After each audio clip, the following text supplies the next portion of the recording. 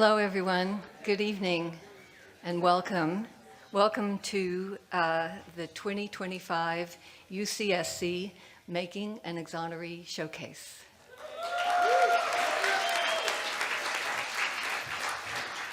My name is Sharon Daniel. I'm a professor in the Film and Digital Media Department, and I'm the teacher of the Making an Exoneree course at UCSC. And I'm really so excited to see you all here tonight. Thank you for coming. That's for both you in the room where we ran out of chairs, that's so exciting, and those of you who are on the Vimeo live stream, so welcome. The Making an Exoneree program was started 7.5 years ago by the wonderful Mark Howard, who's here tonight. And his childhood friend, and now an exoneree, Marty Tankliff.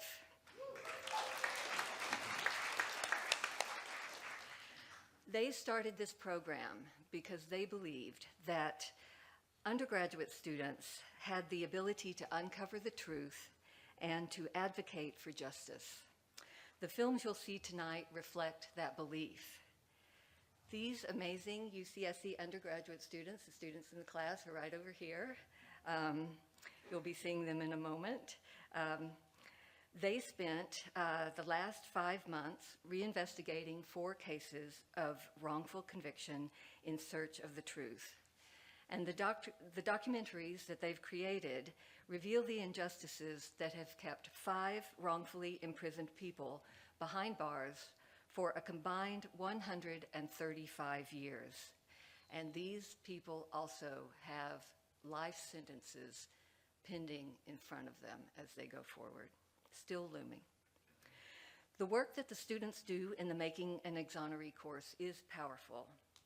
It helps shed light on cases of wrongful imprisonment and gives hope to people who are caught in a web of a legal system that often creates the opposite of justice. So first, before we go forward, I want to thank our speakers and experts who gave and devoted countless hours pro bono to working with our students. They offered their time, expertise, passion, and hearts to supporting our efforts to free the innocents. And their names are up here. A couple of people here. I hope some of them are on the Vimeo live stream, and a couple of them are here in this room, like Joy Evans.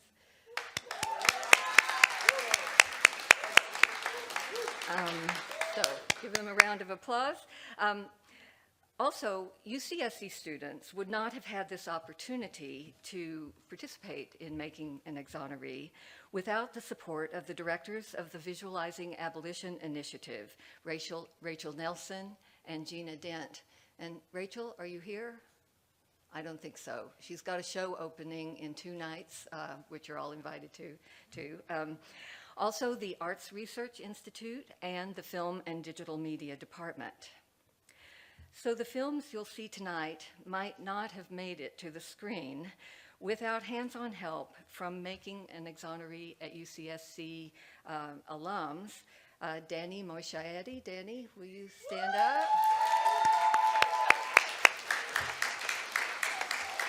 up? Danny's got a fan club. And Raven Paveo.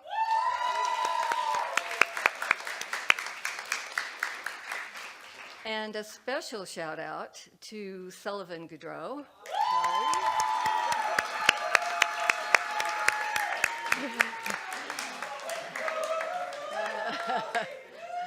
So Sully is now the Making an Exoneree master filmmaker, but he was in the first cohort of students to participate in the course here at Santa Cruz.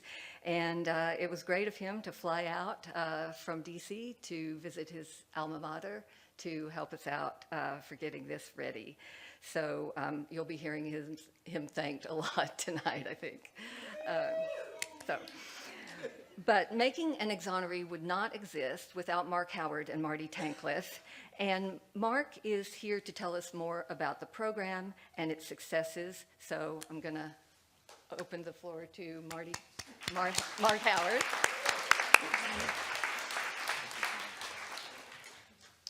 Good evening, everybody. Thank you, Sharon, not only for that introduction, but I have to give a special thanks. She just spent 5 minutes thanking everybody who made this program possible, but there's one person without whom it would never have existed here at UC Santa Cruz, and that's Sharon Daniel.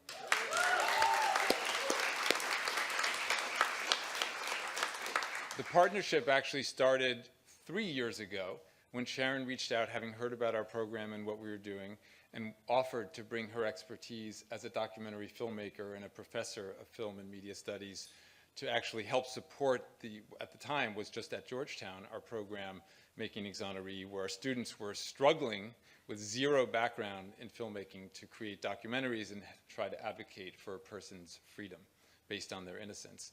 And we had 2 years of a wonderful partnership where UC Santa Cruz students in Sharon's version of the course were supporting the Georgetown students. But then this year we took it to another level where UC Santa Cruz became a full-fledged partner with actual cases that were theirs only and with their own reinvestigations and travel to the sites and visiting the person in prison, and really took it to another level. And I'm so grateful to Sharon for initially reaching out, for offering her support in any way, but now for creating what's really an extraordinary program that I hope will continue here for many years to come. So thanks again to Sharon. And I want to say personally, it's really great to be back here at Santa Cruz. Not everyone knows this, but my academic career actually began here. It's my first teaching job as an assistant professor with an office in Stevenson Hall, and had a wonderful time here. My daughter was born in Santa Cruz, actually. And so it's really great to be back, and it's great to see this partnership developing. The partnership actually begins with a personal story, which some people know, but my childhood friend, Marty Tankleff, who we've known each other since we were 3 years old. We actually met at lovey-dovey preschool, and then had a horrific incident that sent us in very separate directions when Marty woke up on the first day of our senior year of high school and found his parents brutally murdered. And then, as if that couldn't be the worst thing to happen to a 17-year-old, he was then arrested, charged, and ultimately convicted of killing his parents and sentenced to 50 years to life in a maximum security prison. And I tried to advocate for Marty as a then budding student journalist writing in the Purple Parrot, but no one listened. He was railroaded, he was sent to prison, but we reconnected about a decade into his prison sentence, and I got very involved in his case, made the decision to go to law school to help advocate for him and help set him free, and played some role in what became his exoneration. And that friendship is at the core of this program, because what Marty has done is use his own experience, his own suffering, the injustice that he was subjected to, as a force for good to help others. And we created a program based on the model of having people on the outside advocate for somebody who's stuck in a cage for something that they didn't do, and to try to help push for them to get attention and ultimately freedom and justice. And so we started the program in 2018, and it was completely new. It was experimental. It was just the two of us, Marty and I. And then it wound up being successful beyond our wildest imagination. In a minute, I'll show you a slide with that outcome, which is what we're trying to achieve here. But it all started with this friendship and with this fight for justice based on a model of having undergraduate students reinvestigate cases, take action, and ultimately tell a story through a documentary in a way that is incredibly powerful. And some people say to us, why would you have students? Are they ready? They're barely of legal drinking age in many cases. How can you trust them with something so important? And we say just the opposite. They are our stealth weapons. They are inspired, they are inspiring, and they are tireless in their fight to help somebody get free. And so not only are they not a liability, but they're actually the best weapons for justice. And that's what we've built this program on, that model. Now we are a team. And as you can see in the slide here, we have an incredible Making an Exoneree team, many of them at Georgetown and others part of the independent nonprofit organization Making an Exoneree that we started a few years ago. And I do want to shout out in particular two of them, Joy Evans again, who is extraordinary. And Joy leads our team of basically triage of the hundreds of wrongful conviction claims that we get, the mail that we get from incarcerated people with credible claims of wrongful conviction is overwhelming. And we have a whole case review team that Joy leads, and we try to pick the cases that we think we have the best chance of helping. So we could not have this program, certainly not in its expanded format, without Joy. And the other one is Sullivan Gaudreau. He's got his fan club here tonight. I love it that he travels with his fan club, coming back to his place of origin. Sully was actually a student in the class back I was alluding to when Sharon and her students were helping with our documentary production, and we've been able to hire him as our master filmmaker. Is that the title you gave him? I like that. I like it, though. It's good. And Sully has helped not just the 4 UC Santa Cruz teams that you're going to see the documentary products of, but at all of the other schools where we have our program. Sully's involved in every single documentary. He does an extraordinary job. He has so much heart and passion for this work. And even tonight, as I'm sort of trying to shout him out and sing his praises, he's working. He's the photographer for this event, as he has been for the other events. Then this is the 4th. We had one at Georgetown, one at Princeton, one at NYU, and now here to close out the 2025 showcases at Santa Cruz. So we have an amazing team. I want to turn to the next slide and show you what we're trying to achieve. And I want you to think, as we watch these 4 documentaries tonight, that we hope that some and eventually all of the program participants you're going to be learning about and caring about and perhaps crying for will one day have their picture up on here as well. Because these are people who, when we first took their cases, were locked in cages for something they didn't do and are now free today, in part thanks to our program, thanks to our students, thanks to the advocacy, thanks to the attention that we've been able to generate to support their efforts to be free. And so one thing I want you to notice as you look at those 12 beautiful photos is look at the dates and look at the trend line that you could see as you go through the timeline there, which is that we had 4 releases in 2024. We've already had one in 2025, and we are building momentum. We've had a total of 43 cases that we've looked at in the Making an Exoneree program that we've worked on. 12 of them are free. Anyone good at math? What percentage that is? 28%, right? And so we hope that that will continue. Thank you. We hope that will continue, and we hope that some of the people we're going to be learning about tonight will be up there soon. There's one more slide, I believe, about our program expansion. As I said, we started at Georgetown in 2018. And then we had 2023, we added on Princeton, and that's when we had the Santa Cruz collaboration on the filmmaking. But then, of course, in 2025, both Santa Cruz and NYU added full-fledged programs. And so now we have 4 schools. We also have, and I should mention, a Georgetown law class where there are Georgetown law students, typically 1 law student per case. Now we have 16 cases across the 4 universities, and each one has a law student. Again, Joy Evans with Marty Tankleff headed up that law class and worked with the law students so that they could support the undergraduates. We kind of joke and say that they're working for the undergrads. And I know they love to say, you know, we have our law student doing this and that, and giving them tasks. So it's kind of turning the hierarchy upside down.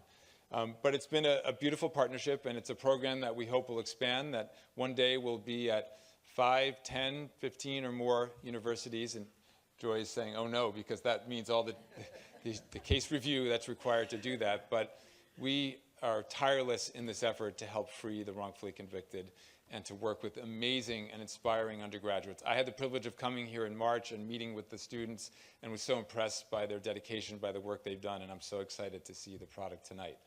Before we get to the documentaries, I just want, as you can see, I'm here representing Marty and myself. Marty is not here, but he sent in a video that's pretty beautiful and speaks for itself. So I'm going to ask them to play the video, and then I'll close it out before we get to the documentaries.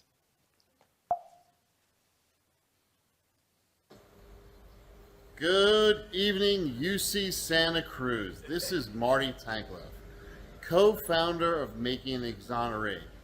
As you can see, I'm not able to be with you this evening as I am traveling in Switzerland right now, but I wanted to create this special video just to acknowledge the amazing accomplishments each one of you have had throughout the semester and this evening. As many of you know, I was wrongfully convicted of double homicide and served almost 18 years in prison in New York State. But for the tragic circumstances of what happened to me, Making an Exoneree would not exist. Since it was founded, we've been able to free 12 innocent people, and hopefully with more schools teaching Making an Exoneree, we are able to free more innocent people. This evening is the first step of a long journey, which all of you will know can take years and years and years to free someone. We are hopeful that each and every one of you that is in attendance this evening takes the opportunity to join the fight to free someone. Have a great evening, and hopefully you will, each and every one of you, enjoy all of the documentaries that are going to be shown this evening. And as you can see, this is what freedom looks like. Freedom looks like traveling the world, and being in Switzerland is just one of those places. And I look forward to seeing the next innocent person coming out of UC Santa Cruz. Let's go!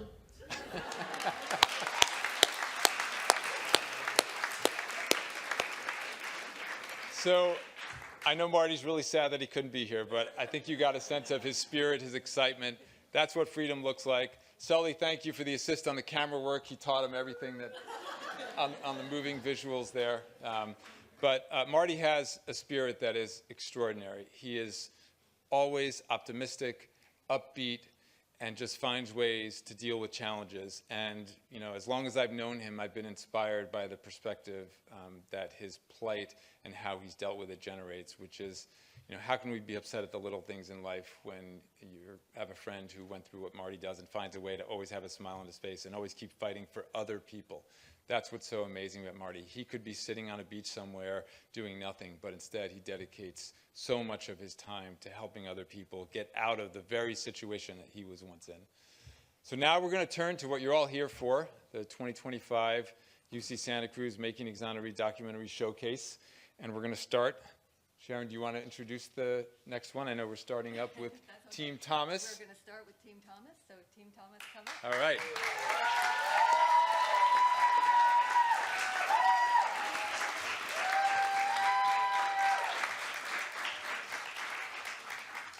Hi everyone, I'm Gabby Goss. I'm Isla Patrick. And I'm Matt Irwin.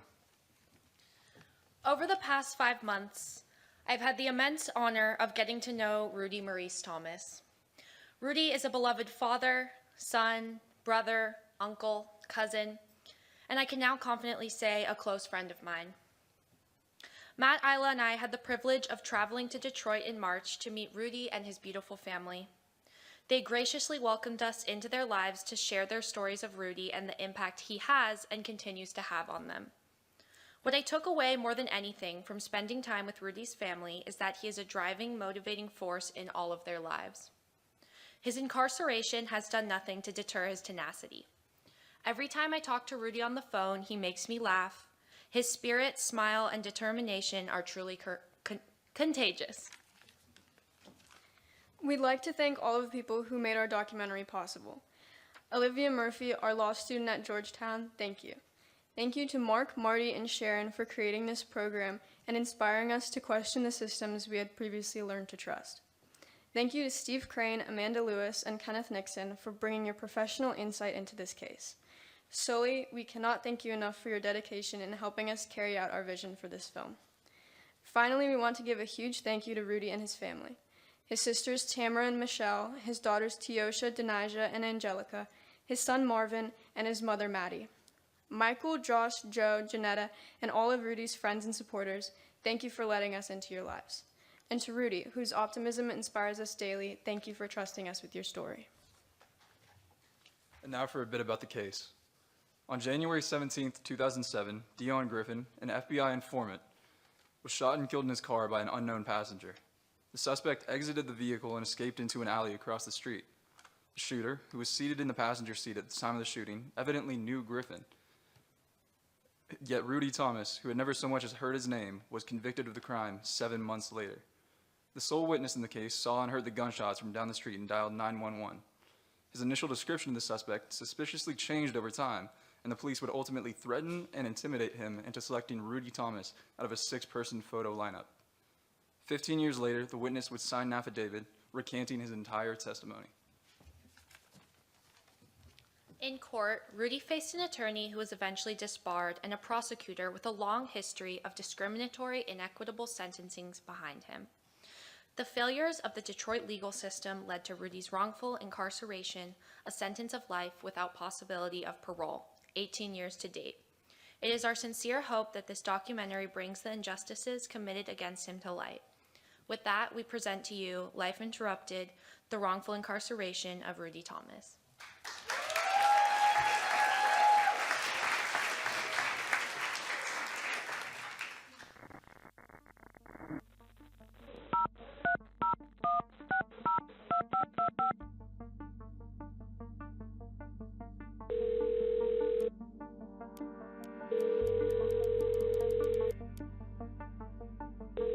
The city saw nearly 20% more murders. Outside Metro Foodland on Detroit's west side, a banner reads, "God said, thou shalt not kill. Stop killing each other. Start helping each other." As of the end of October, police responded to 97 homicides, a 24% increase from last year.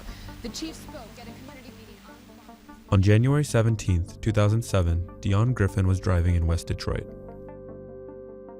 While the vehicle was stopped at an intersection, someone in the passenger seat shot and killed Griffin, then fled the vehicle on foot. A single eyewitness saw the shooting from down the street. Hello, this is a prepaid debit call from Rudy, an inmate at the Muskegon Correctional Facility.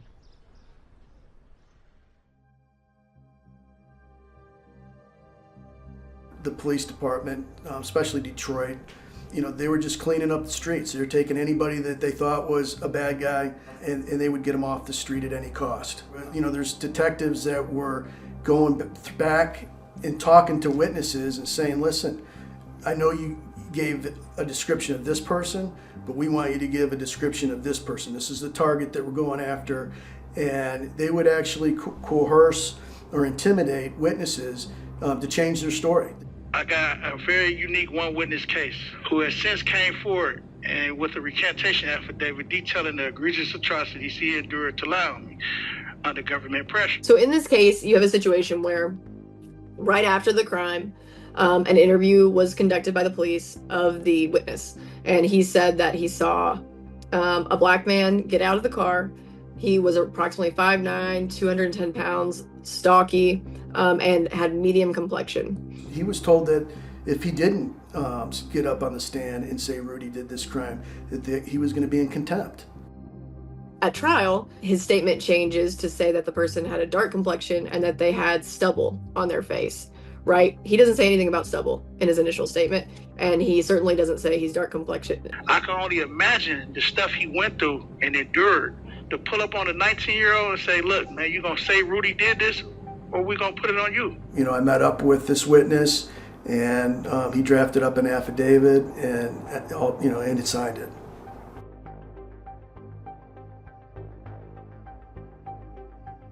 This affidavit read, "After so many encounters with those officers, I finally decided to cooperate with them, even though I could not positively identify Rudy Thomas as the shooter. I also felt that I had no other choice." I feel sorry for him. I really appreciate, the fact that he come forward and brave enough to let the world know what's going on. Like, this guy's innocent. He can't wait to put this behind him. After the witness recanted his testimony and I documented it, I thought they would let my son come home, and he's still not home. Documents from an FBI investigation identify an alternate suspect, the victim's drug partner, referred to in this document as B.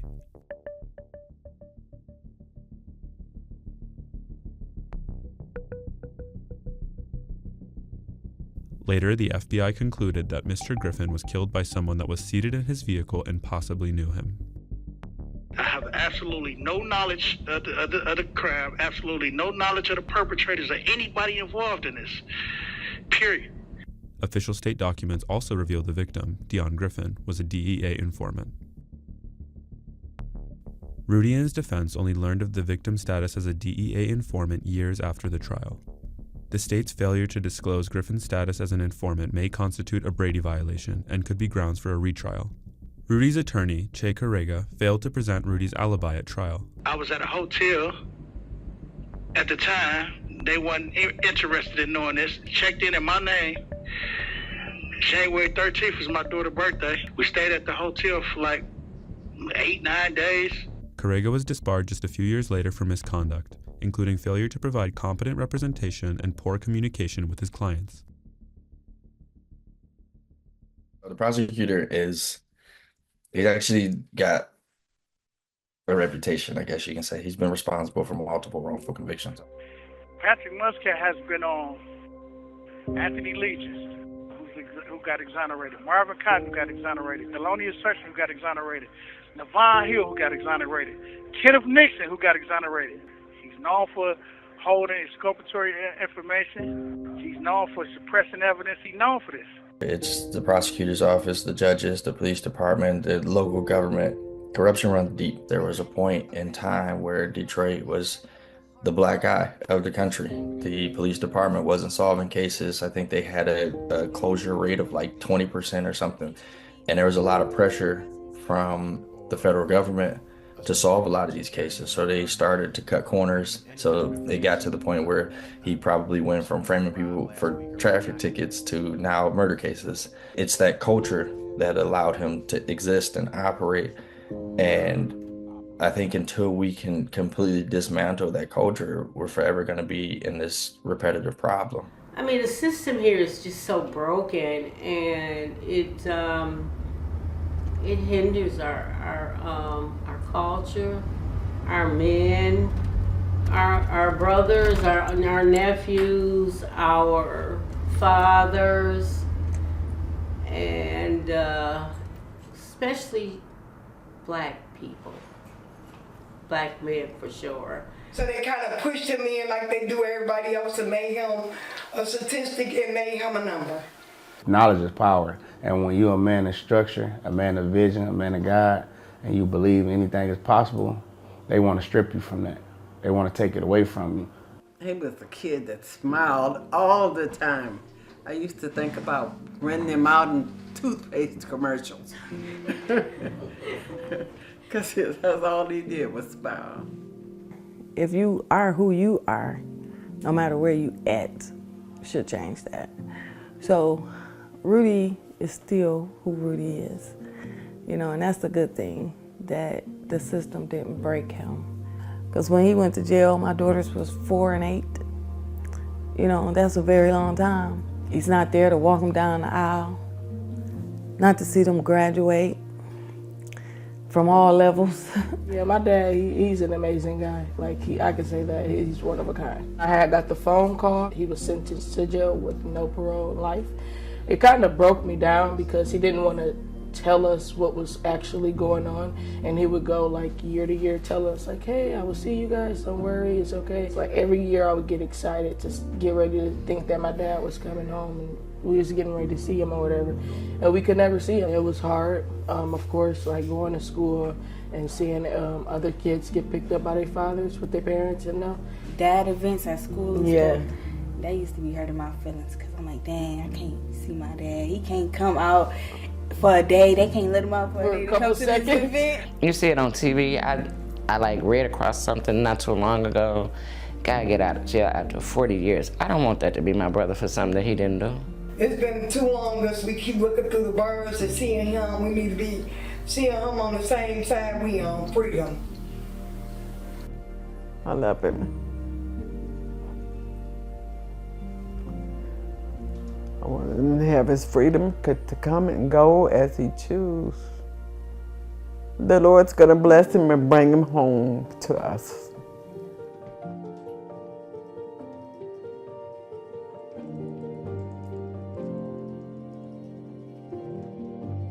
I love you, Pops. Love you, Pops. And I miss you. Love you, Dad. I love you.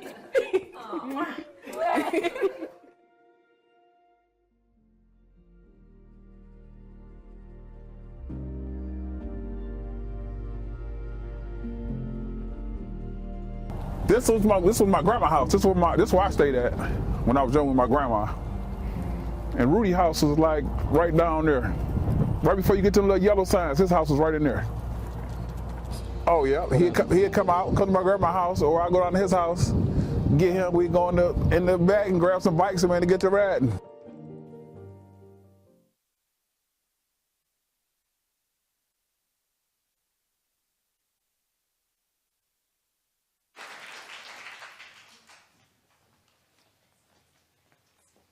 Hi everyone, I'm Alexia Tetman. I'm Faith Fletcher.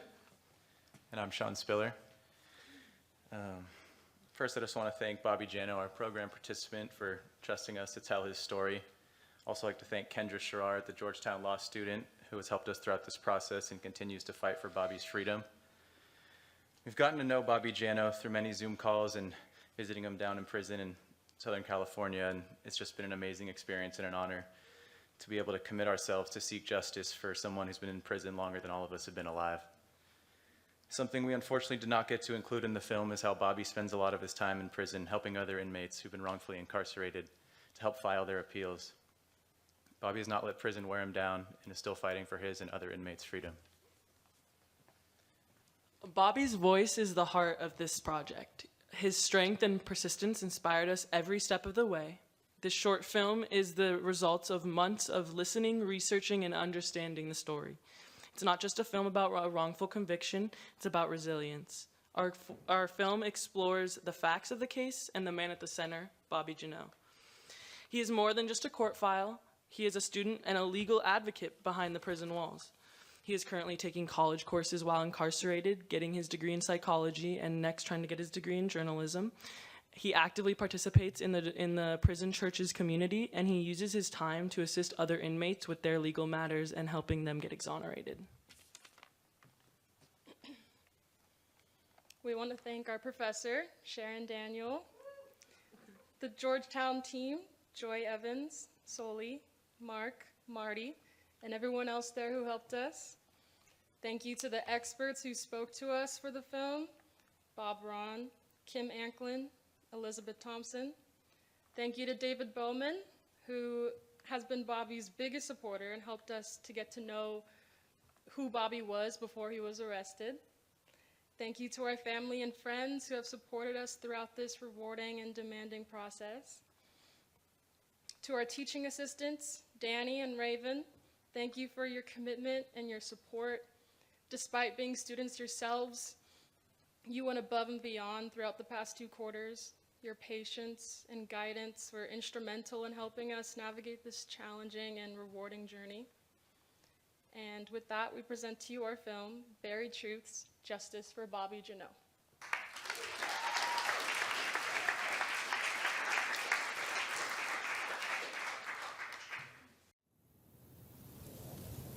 I'm just like asking God, I mean, is this the end of the line? I'm just going to die in prison? I was arrested in January 1992, so I've been in prison ever since then. It's hard to describe what it's like to be arrested for someone you loved.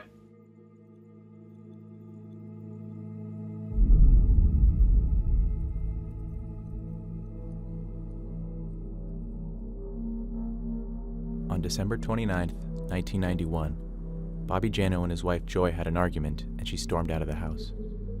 The next morning, Bobby became worried when she'd not come home, started calling her family and hospitals, and then filed a missing persons report.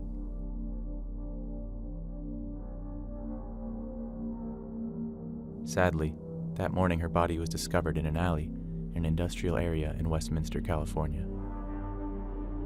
Police arrived on the scene and began an investigation. They then go to Bobby's house, and he agreed to let 2 officers search the home. This initial search turned up nothing.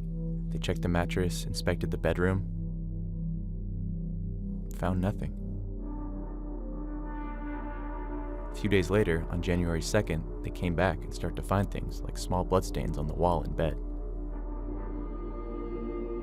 The whole thing to me, as far as police work, it's very sloppy, very unprofessional, and it almost doesn't look real to us.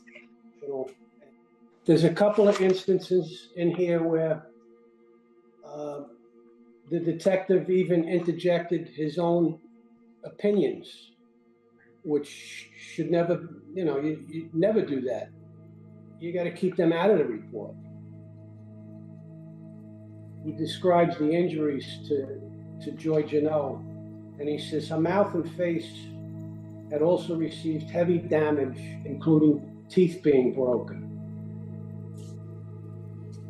That type of beating that it sounds like she took, there should have been a lot of blood in that apartment, more than just was on the wallpaper. The police interrogate Bobby, and he continually denied any involvement in her death. Mike Proctor, the lead detective, became hostile and even lied to Bobby to try to get him to confess. Proctor said they measured the tire impressions on his car and it matched the tire marks at the scene, which was false. Still, Bobby is arrested and put on trial. The main evidence they had against him were some small bloodstains in the bedroom. In the early 90s, DNA testing was not the same as it is today. They could only do blood typing. Some of the blood matched the same type as Bobby's, and some matched the same type as Joy's, but her type was consistent with 10% of the population. They'd only lived in the house for less than a year. The small bloodstains could have come from any one of the many people who might have been in the house before them. The first trial ended with a hung jury, where they could not agree on a verdict. They tried Bobby again, and the only difference at the second trial is the prosecutor, Louis Rosenblum, brought Bobby's ex-wife, Patricia Schoenthal, as a character witness in an attempt to prove he was violent. When Detective Proctor interviewed Patricia, she stated Bobby had never hit her.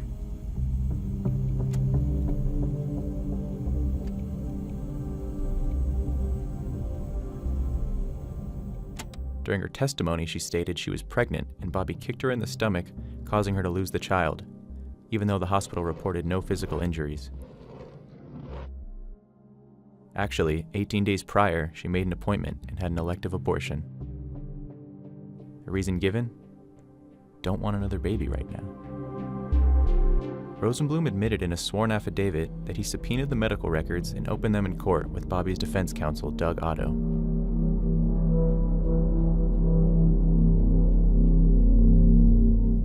However, Otto testified under oath that he had never seen the medical records.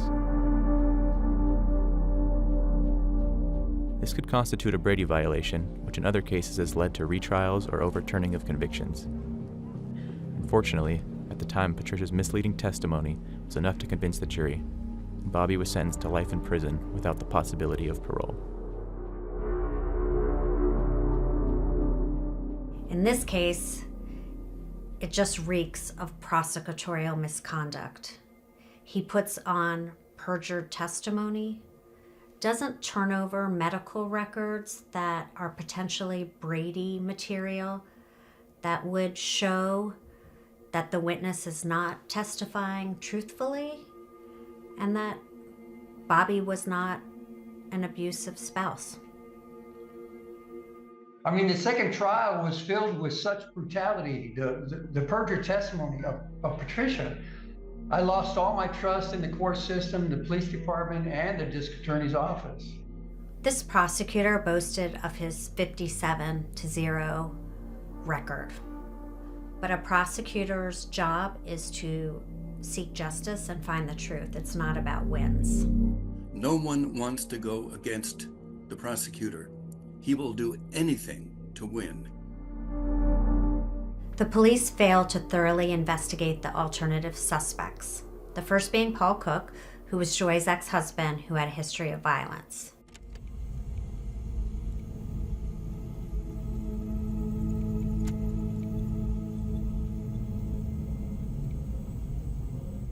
The second being Robert Winchester, who shared a child with Joy. He was sleeping in his car in the same alleyway where Joy's body was recovered. He lied to the police about where he was sleeping that evening, and 2 wrenches were recovered from his vehicle that matched the potential murder weapon. The police had tunnel vision. They believed Bobby was the perpetrator, and they did little to investigate this case and to investigate alternative suspects.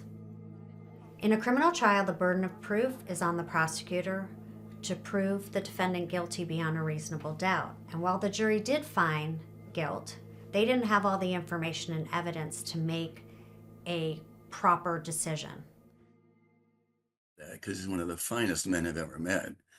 He's just terrific with what he does. He's unselfish, helps people, and he can live through this injustice and make the most of it, though he still wants justice to take place. He's not asking to be released, he's asking for a fair trial. But he's become this shining light where he is, this wonderful person, so full of love for the world, no matter who it is, even Louis Rosenblum. But I have been able to finally accept what has been going on, and that Joy is dead, and that I may never know what happened.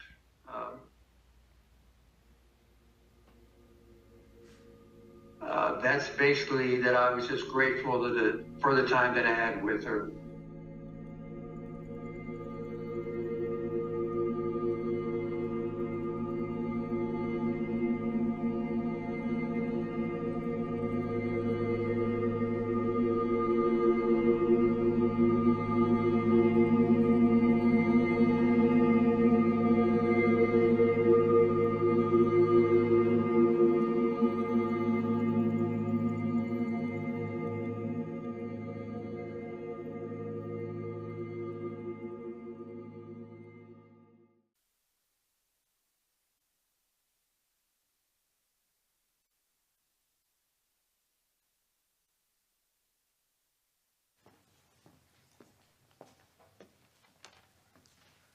Hello, and thank you all for coming out tonight. My name is Dave Ordonez. And my name is Araya Thielen. And my name is Sterling Lazarus. Along with Georgetown law student Isabella Gibson, who helped us immensely throughout our investigations, we have been given the life-changing opportunity to work on Jason Chan's wrongful conviction for our Making an Exoneree documentary, in collaboration with Mike Semanchek and the California Innocence Center. We'd like to thank Mike and Isabella, as well as Mark, Marty, and Sharon for the opportunity to make this film. In addition, we'd like to thank Sully for his immense help in getting this project over the finish line. Thank you to Jim Trainum, Patrick Walsh, and MP Noonan for volunteering their time and experience. We'd like to give a special thank you to Tak Santan for sharing his story. And thank you, Jason Chan, for staying strong throughout this difficult journey. Both Making an Exoneree and the California Innocence Center strive for a common goal, to bring to light misconduct and find justice. Jason Chan is a beloved son, brother, and uncle who's been fighting for his innocence for the last 30 years. Learning his story and seeing his dedication led us to believe that no one is more deserving of this justice than Jason Chan. He's educated himself, gone to gang-related rehabilitation classes, and even written letters to struggling youth to keep them from making the same mistakes that got him targeted in this investigation. He did all this while behind bars with seemingly no hope of freedom when most would have given up. And while our main goal was to make the absolute strongest case for Jason Chan's exoneration, we also aspire to find justice for the victims, to expose the flaws in the criminal justice system, and to finally bring closure. Jason Chan and his two co-defendants, Tak Santan and Indra Lim, were undoubtedly affected deeply by the misconduct in this case. Having lost decades of their lives, with Jason continuing to suffer from the malpractice which took place. We believe once you see our film, you'll find that not only were the victims' families affected, not only was Hang Noor's legacy affected, you'll find it wasn't only Hang Noor who had their life stolen. Jason Chan's has been taken from him for the past 30 years as well. And with that said, we present to you One Murder, Four Victims, Jason Chan's story.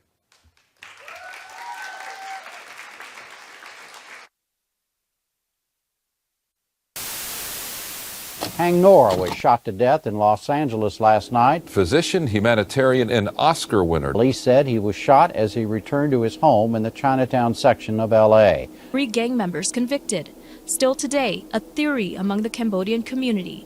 It was an assassination. I wouldn't mind being blamed for something I did, instead of for something that I didn't do. It's the worst feeling, I guess, for anybody to be in our situation. On the night of February 25th, 1996, renowned Academy Award winner Dr. Hang Noor was shot behind his home in Chinatown, LA. When his body was discovered, his Rolex and necklace were missing, but cash was left in his coat pocket. Witnesses in the surrounding homes heard a car drive off immediately after the shots were fired, but no one saw the moment Noor was murdered. Later that night, Jason Chan, Indra Lim, and Tak Sun Tan left Indra's house, not knowing what had happened in the alley earlier that night.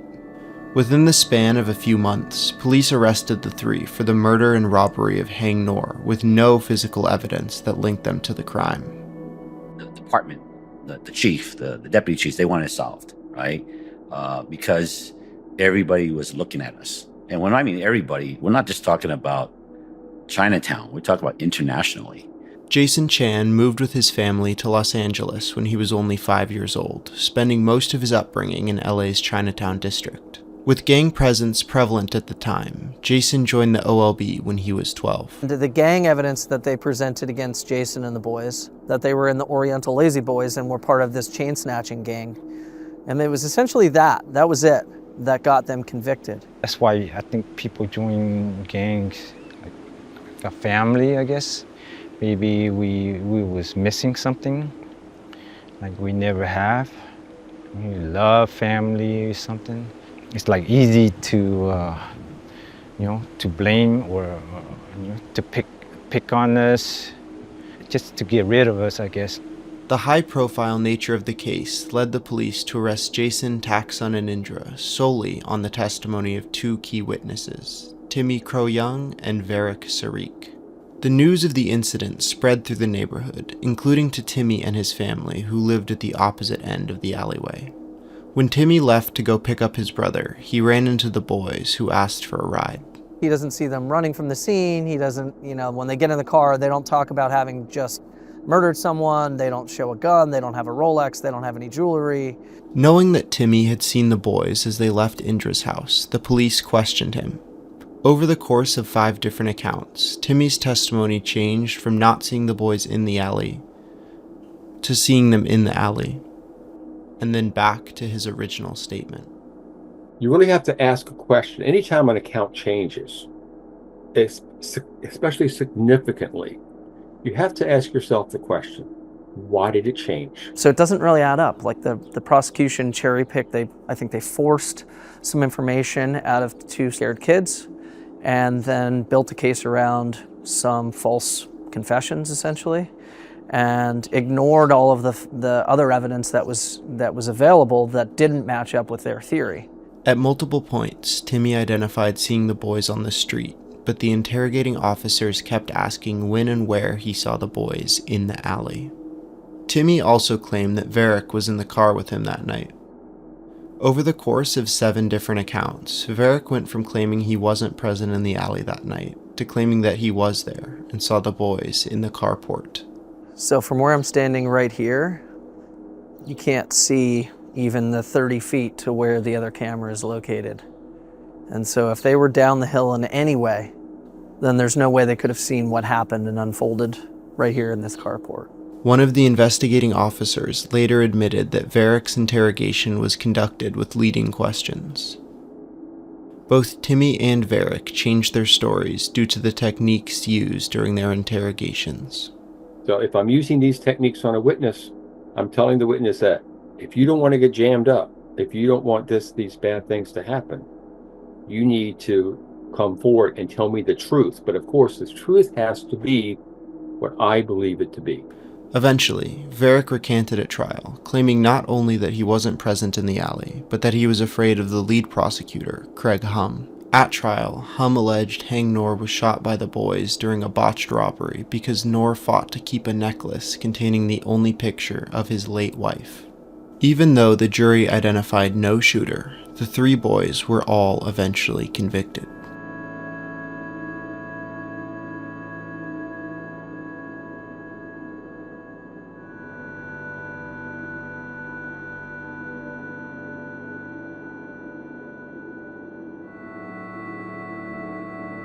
In 2003, U.S. Magistrate Patrick Walsh ruled that the boys deserved a retrial, predicated on the fact that the necklace theory was fabricated and biased the jury.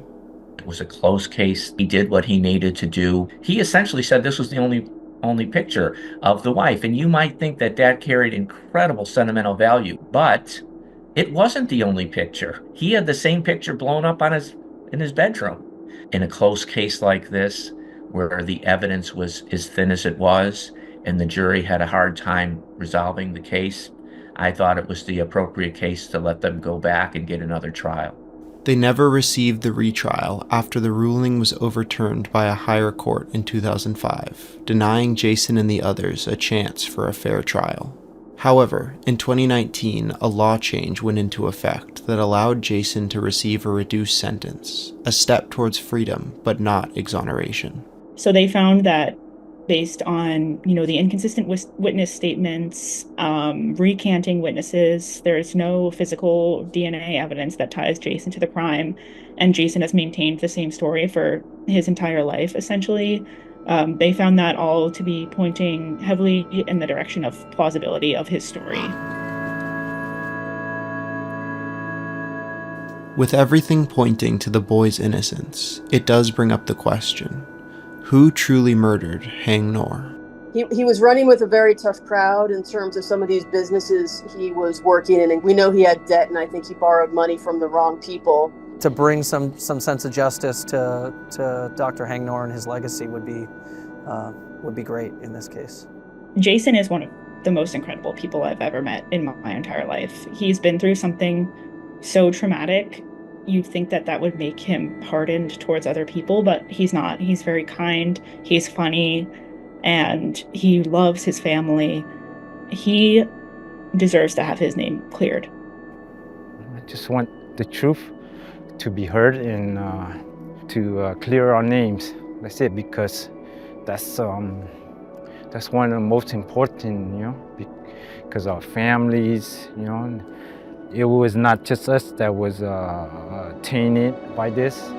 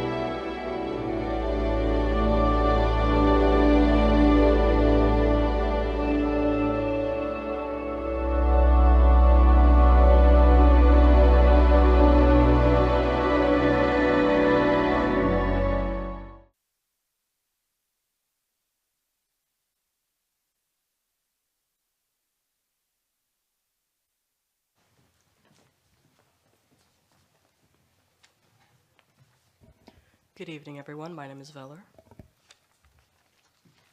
I'm Serena. I'm Aiden.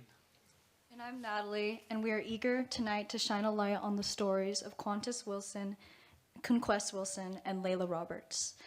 Tonight, they were just teenagers based in Shreveport, Louisiana, when they were arrested and sentenced to life at hard labor without the possibility of parole.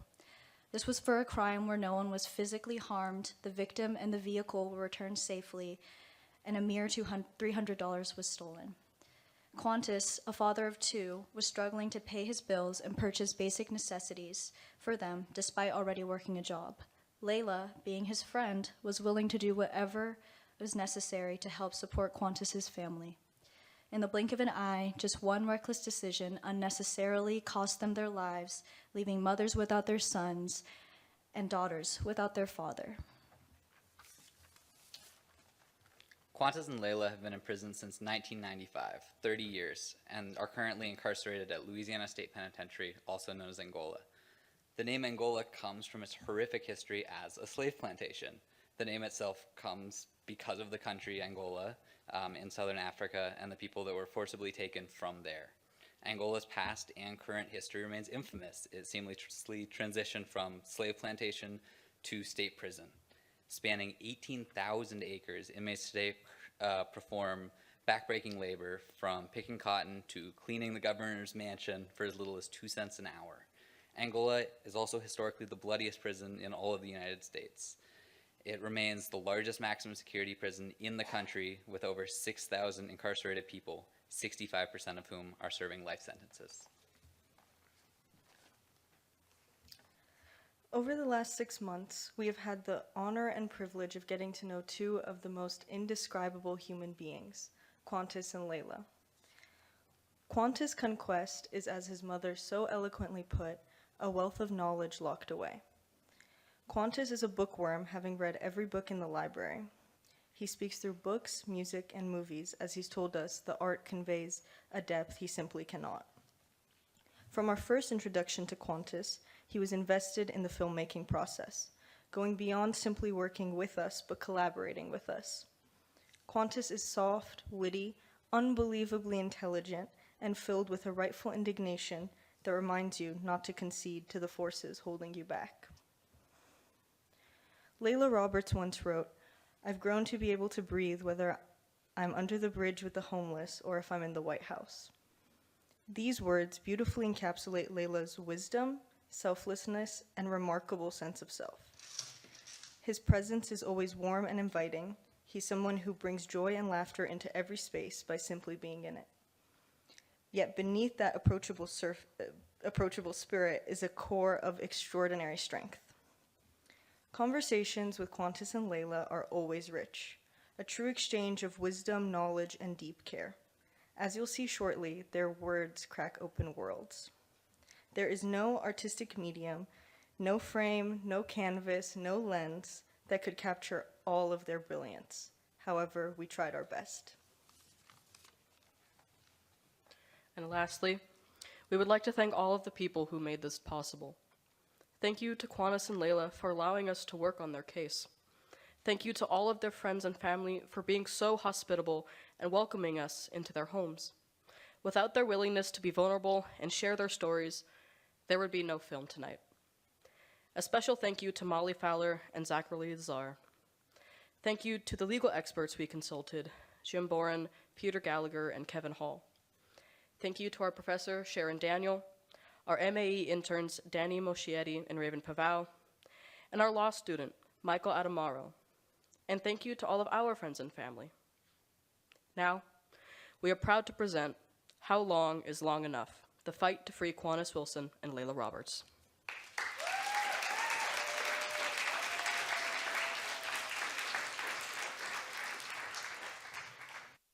Picture you are 18 or 19 years old, right?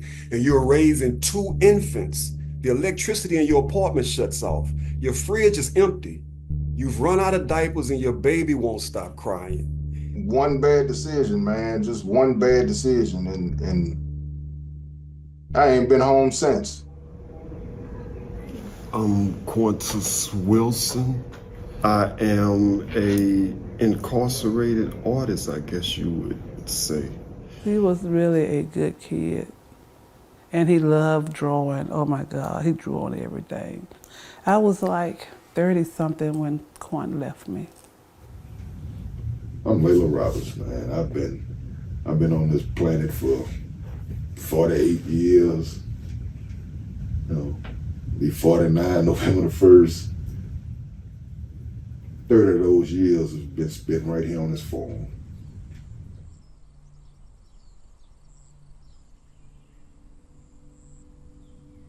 Qantas Wilson was 19 years old in Shreveport, Louisiana, with 2 toddlers in need of diapers in a home with no electricity. Desperate to provide for his family, Qantas and 18-year-old Layla Roberts approached Claudia Oliver in the parking lot of Eastgate Shopping Center. Armed with handguns, the 2 teenagers told her they needed $5,000 and asked how close she could get. Claudia said she could cash a check for $301.97. Using her car, they drove her to Premier Bank where she cashed the check. They let her out at a nearby apartment complex and told her that she could find her car returned to the shopping center. Upon returning the vehicle, they were apprehended by police.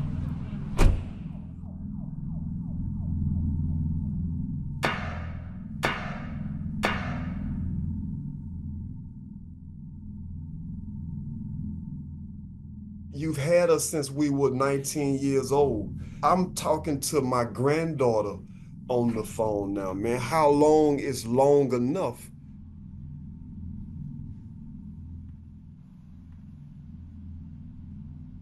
I believe she knows that we didn't have any intentions of harm. We may have scared her to death. And I believe we did. I know we did. I would be afraid. If somebody was to grab me and take me by gunpoint, I would be scared to death. It was just really, it was a bad time. It was a bad time for young black boys. You know, once they got out of school, there was nothing for them to do. They just had the streets.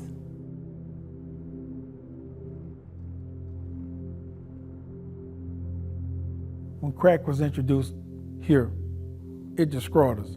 It destroyed us in ways that no other drug has. And through the crack epidemic led to this mass incarceration, and Shreveport suffered. They take a lot of dads from their kids or whatever, and they take them for such a long time. You're damaging the whole family when you do that. Qantas and Layla were charged with aggravated kidnapping, who, by the way, had no idea that the statute they were being charged with carried a mandatory life sentence. They didn't know that basic thing about their case. And why did they not know that? Because their lawyer didn't tell them. She says that she has money in the bank, right? So the thing swings from a robbery to a kidnapping, but we're not understanding all of this. There were many, many, many factors that should have been presented to the court to try to achieve a downward adjustment in the sentence. They should have known that they were not regular kidnappers because they told the lady that they was gonna take her car back to where they got it from. The lady got her money back. The lady was unharmed. The car was unharmed. But still, you gonna give them all that time. Qantas was literally going to use the money from this terrible crime to buy diapers for his baby. I mean, if that's not a mitigating factor, I'm not sure what is. You know, in Louisiana, even if it's a mandatory life sentence, it doesn't have to be a mandatory life sentence. Judges are allowed to exercise their discretion if the sentence is excessive.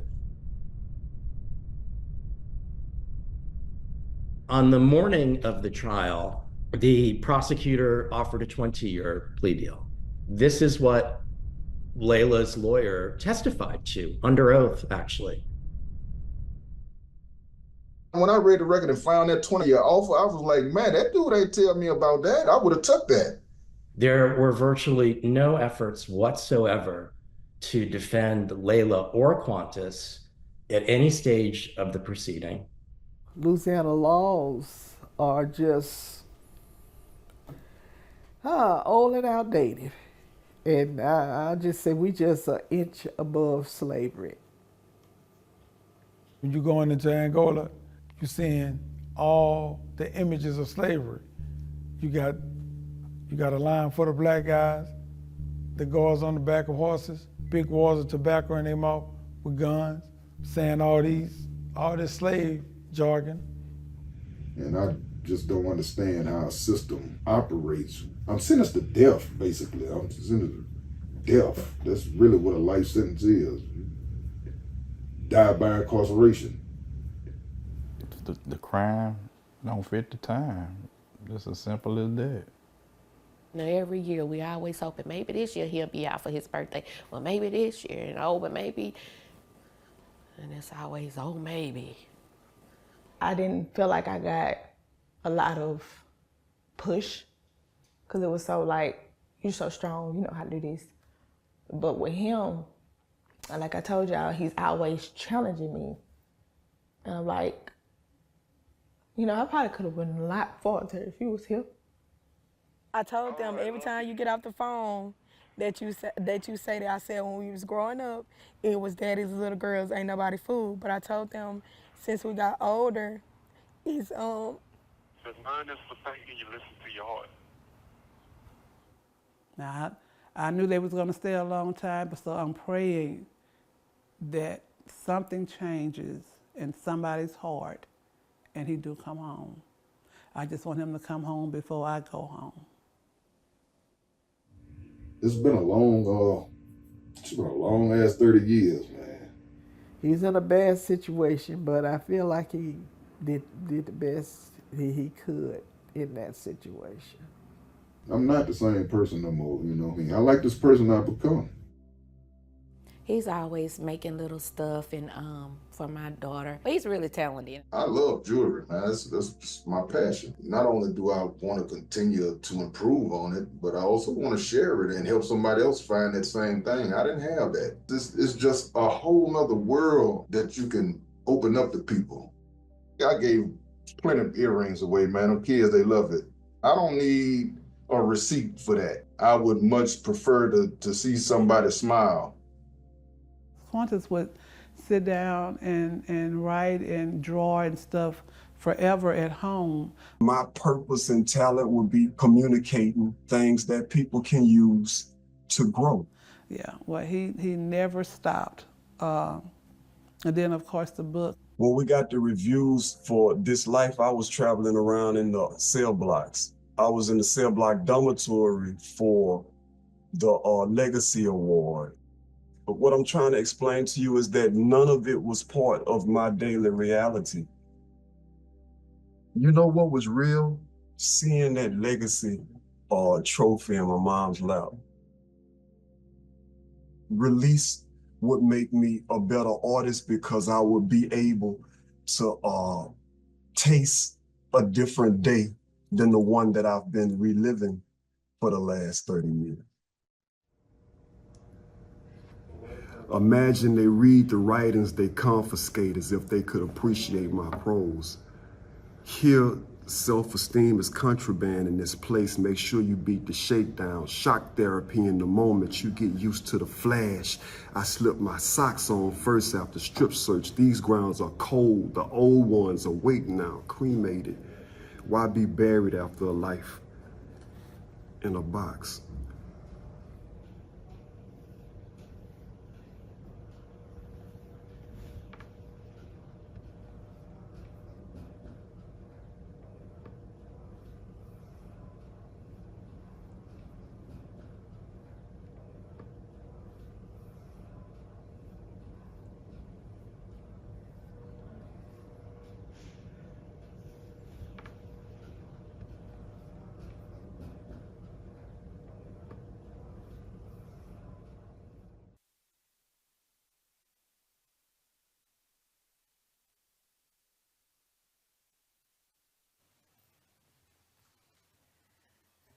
So we have a tradition in Making an Exoneree of asking the program participants if they can call during the screening event to speak to the audience.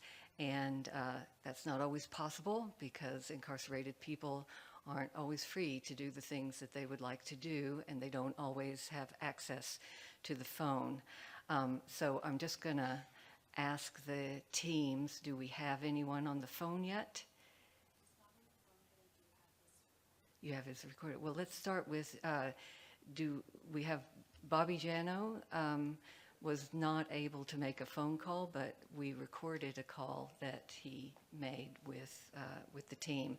So Sean, do you want to come up and play that? And we'll see if we can get Rudy live in a minute.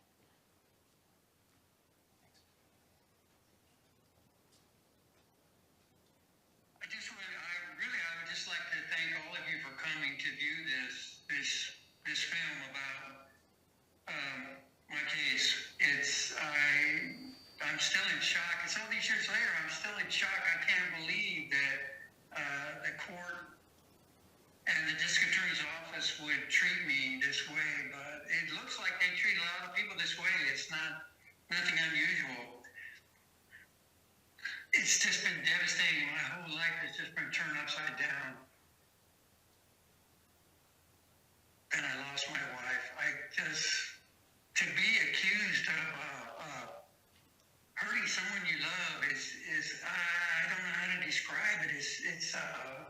it's brutal. I just wish I knew. I wish I knew what really happened, but I do want to thank you for taking the time out of your day to come view this film, and you could give it whatever, consideration that you think it deserves. Thank you.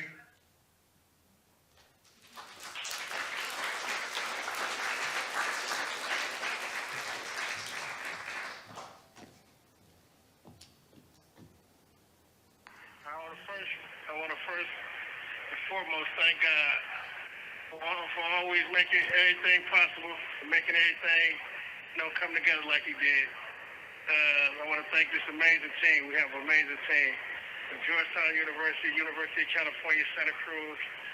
Y'all did some amazing work, for sure. I want to special thanks to Stephen Crane, man. He's an amazing investigator, ACS Professional Investigations. He did amazing work.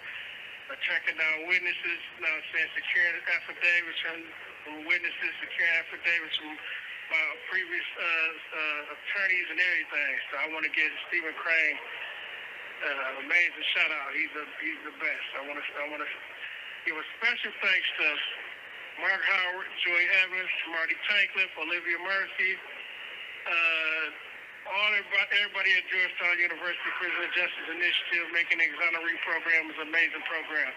And I want to give a shout out to Sharon Daniels, of course, you, Gabriella Gus, Matt Irwin, Isla Patrick, for doing that amazing work you guys done. Man, the program is like as a red light, and it helps shine, highlights the injustices that we endure, around this country. And the work that y'all do to highlight the injustice is amazing, man. It's like it's got to be a gift from God, the work that y'all do. The experience for me has been a very humbling experience, a very defining process and refining process. And it's how y'all come to work with me, spanning from 3 states, Michigan, California, and Washington, D.C., is amazing. It's nothing but an act of God, man, for sure. Bigger than something I ever dreamed of. I never anticipated this. I pray that everything, will come together, and that the Wayne County Prosecutor's Office will be able to get a copy of this amazing documentary. Kim Worthy, Valerie Newman, Joe Jensen. Valerie Newman is the head of Conviction Integrity Unit Director, and Kim Worthy, the head of the Public Integrity Unit that deal with official corrections, her and Joe Jensen. I pray that they work together with our amazing team that we have assembled, and that we can get some resolve and hopefully get me out of here as quickly and swiftly as possible. I have this only one witness case, man, and I'm thankful for the courage for Solomon Israel for him coming forward and being honest and letting them know that he only came to the demands under government pressure. And I would have never been in here without him identifying me and telling them that he saw me when he never seen me. He never seen me. He was 19 years old when this happened, and I've been in prison 18 years since they made him testify against me, allowing me. So I want to thank him for coming forward and sharing his thing. I want to thank Cameron Bell too, man, for being a part of this, being a go-between for you, Georgetown and University of California, making everything seamless. And we all working together for the greater good to help get me out of here. This program is an amazing program. When I wrote Mark Howard, wrote Mark Howard in 2022, I never really anticipated what would happen, but just all this come together is amazing, man. I could ask for a better, better result. Gabby, you amazing, man. The way you do things, the way how y'all communicate is like second to none, man. The team with you, man. Isla, y'all is amazing. Sharon, y'all is amazing, man. I gotta give y'all that. Joyce, she's amazing too.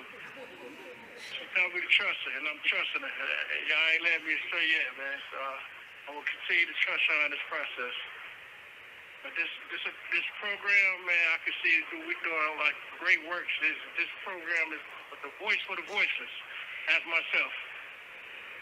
highlight, you know what I'm saying, the things that we go through and endure on a daily, you know. I've been in here 18 years. It's been a very humbling experience, man, to see how different things go as far as this prison thing. Like to watch your family grow up, watch my daughters grow up from here, watch my mom get older and need me, and to see how God work in your life and how if you trust in Him, He'll trust in you, and He'll bring everything together. He put people in your life to help change your life and help to push your vision forward, like He did, because I could never dream of this. I want to thank everybody for tuning in and taking time out to be a part of this. I want to thank my team for doing amazing work that they're doing, and I want to thank hopefully Valerie Newman and Kim Worthy for even listening to this and being a part of this, and hopefully moving fast, swiftly, and quickly to get some resolve and get me out of here as quickly as possible.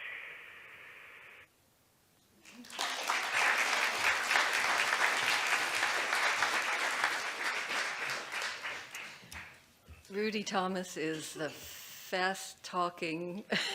He always makes me laugh every time I talk to him on the phone. I have to say, Gabby types really fast, but we sat on a call together with Rudy talking to Gabby and Isla and me, and she was trying to type everything he was saying. He was saying all these detailed things about the case. It was, you couldn't type fast enough to, to actually catch everything Rudy says. So I don't think we've heard yet from Qantas. No. What? In a couple of minutes. Okay. Well, we could go ahead and get set up to do the Q&A, and then when he calls, we'll stop and talk to Qantas. So if I'd love to have all of the students come up and sit in these chairs here, and there's a microphone. Yeah.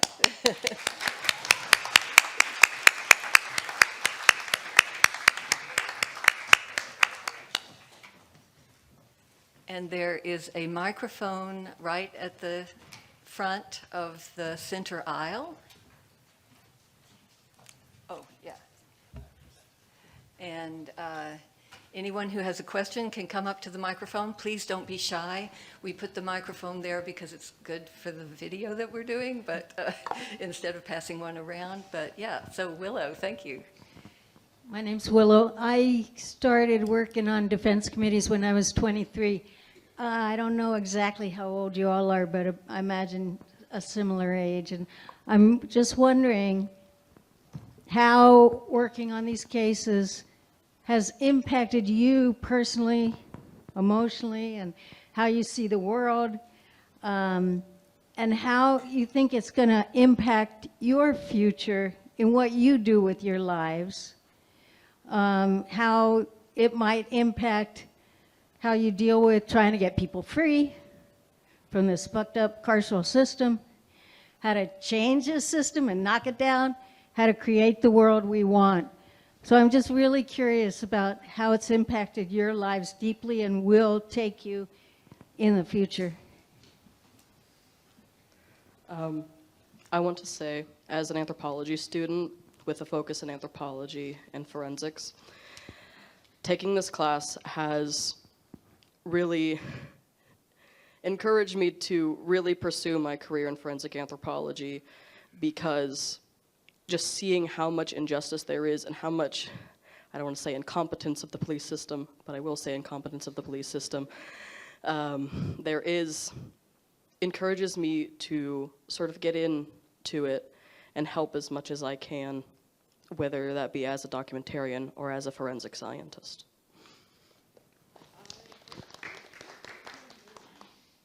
I think for me, there's way more corruption than I had ever really realized throughout it, and it doesn't just stop or at one spot. It's throughout the entire case, from the police to the criminologist to the prosecutor to the the way that they speak to the judges and the way that they interrogate and interview different witnesses and suspects. And so I think after even just like a couple weeks of watching, there was a couple times where we would watch Mark's lectures, and they would have people speak, and it was just so much more than I had ever fully come to know. I had a family friend who was wrongfully committed for a crime he didn't commit, and he got out, and that really was, he's one of my favorite people, so that was really important to me to be in this class so that he didn't get this opportunity to have a movie made about him and talked about him, and he was there for 20 years. So I think being able to do something like this where I know it does make an impact on someone else's life and gets to tell their story that they can't tell from behind bars just kind of was really important to me. And so, yeah.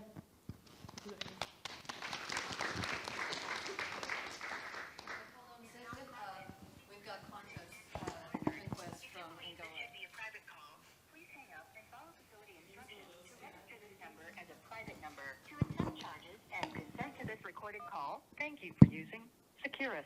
You may start the conversation now. Try to let it breathe a little bit this time. Hey Qantas, you're in front of everyone. Is there anything you'd like to say about your experience and working with us and your life? Your life. Yeah, I thought it was great. It was, anytime we're dealing with art, I'm in my element. So it was good to work with people who have already chose that as a life course. So it gave me a chance to test my chops.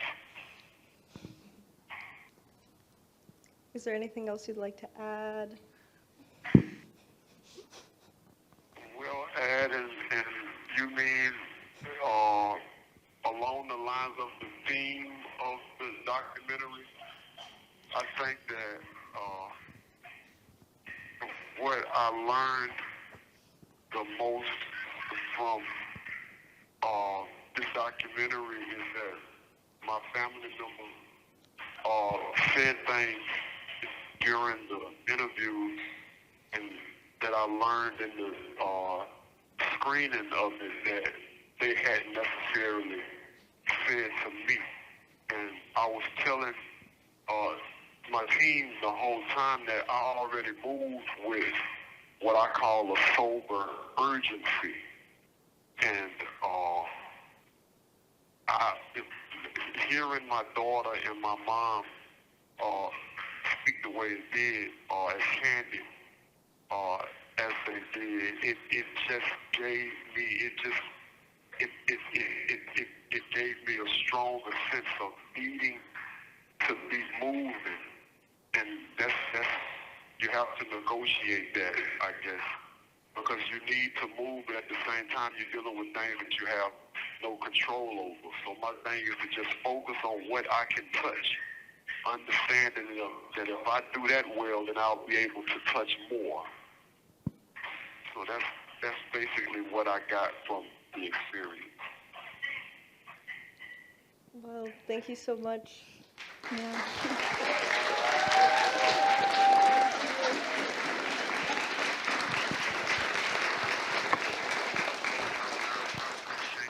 I appreciate y'all for helping us out. I think it's a beautiful program, and I hope that you all benefited from it as much as we did. Y'all take care.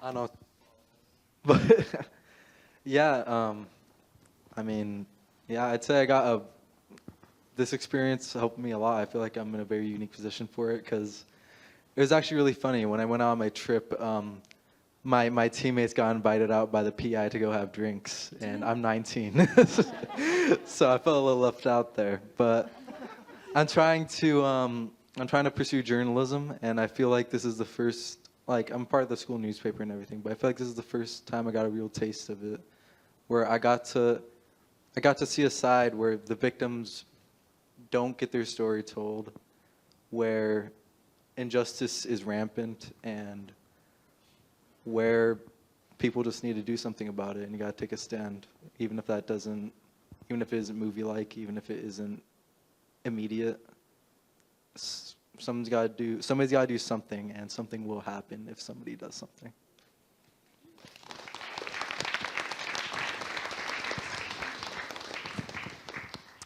I just wanted to add that for me, I think it was so eye-opening to learn about just how many people are impacted by a wrongful incarceration. It's really not, of course it is the person who was incarcerated themselves, but it's also their entire family and their friends and their community. I mean, we weren't even able to include all the interviews we conducted for Rudy because he has such a huge support system and so many people who miss him and want him home. So our PI put it very well when we were interviewing him. He said that there's really like 3 victims in this case. Of course, the man who was shot and killed, the witness who was coerced into giving this false testimony, and then Rudy himself. And I think adding on to that, it's also Rudy's family and his friends who miss him. So I think as storytellers, we really have an obligation to these people to help at least get awareness for their stories and what's going on and how important it is to so many people to bring them home.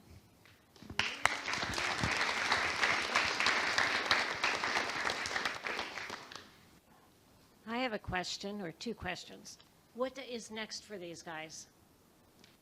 Do you keep up with it, or So I'm on Bobby's case, and the next steps hopefully are to get evidence retested, like we touched on in the film. Back in 30 years ago, DNA typing is not precise enough to convict someone off of that. And so if we can just get that retested, that would just be a breakthrough for his case. Also, to add to that, sorry, we had recently learned that basically any case prior to 2018 needs to be retested based on the fact that they have just started to bring in new DNA analyses of ways to identify. So this test, they never really fully tested everything in within our case, and then the things that they did test was just to go against Bobby. So it's very interesting because if they had done everything and Bobby was even asking and begging in his evidentiary hearing, like, please test this all, like, it's not, like, I'll show that it's not me, but they don't. So for him now, it's going to trying to get a lawyer and get that lawyer advocating for him for a retrial, because I don't know if we can really go down the innocence route, but since the trial was perjured, we might be able to have a chance with that.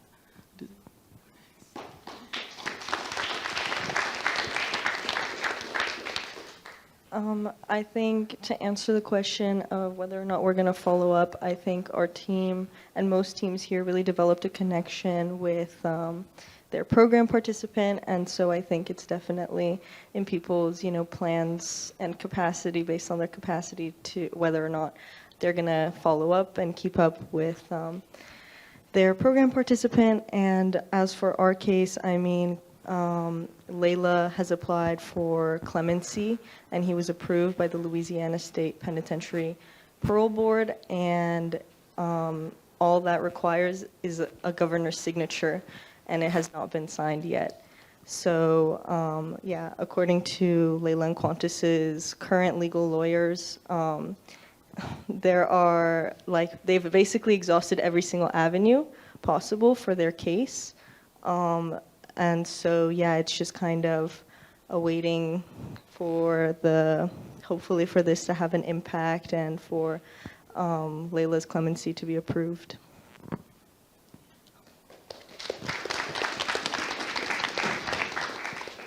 Yes, for our team is that we've discussed it about keeping up to date with Jason Chan in the case. The Innocence Center will continue investigating his case, and we would like to be a part of that process because we've been deeply moved and affected by this case, and we want to continue advocating for not only Jason Chan, but for both other co-defendants, Tak Sun Tan and Injur Lim.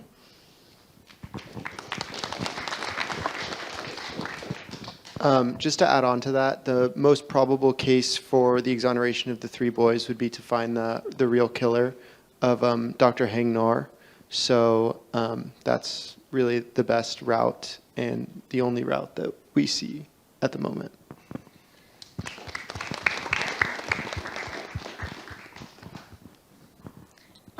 In Rudy's case, what he's waiting for is the Convictions Integrity Unit to take on his case, because in Michigan, especially, the CIU is just overloaded with cases like Rudy's. So he's waiting for his case to be reviewed, and hopefully what we believe is a Brady violation is a Brady violation, and he can get a retrial.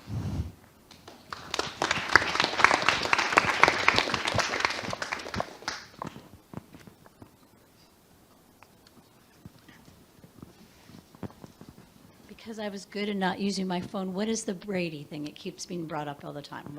What does that mean?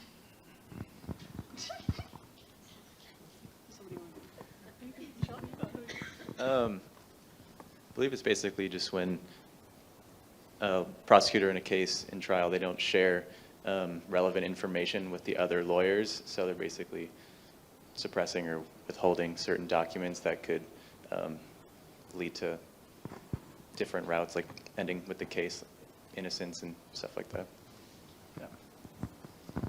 It's also specifically documentation that could have potentially changed the outcome of the case or changed the outcome of the trial.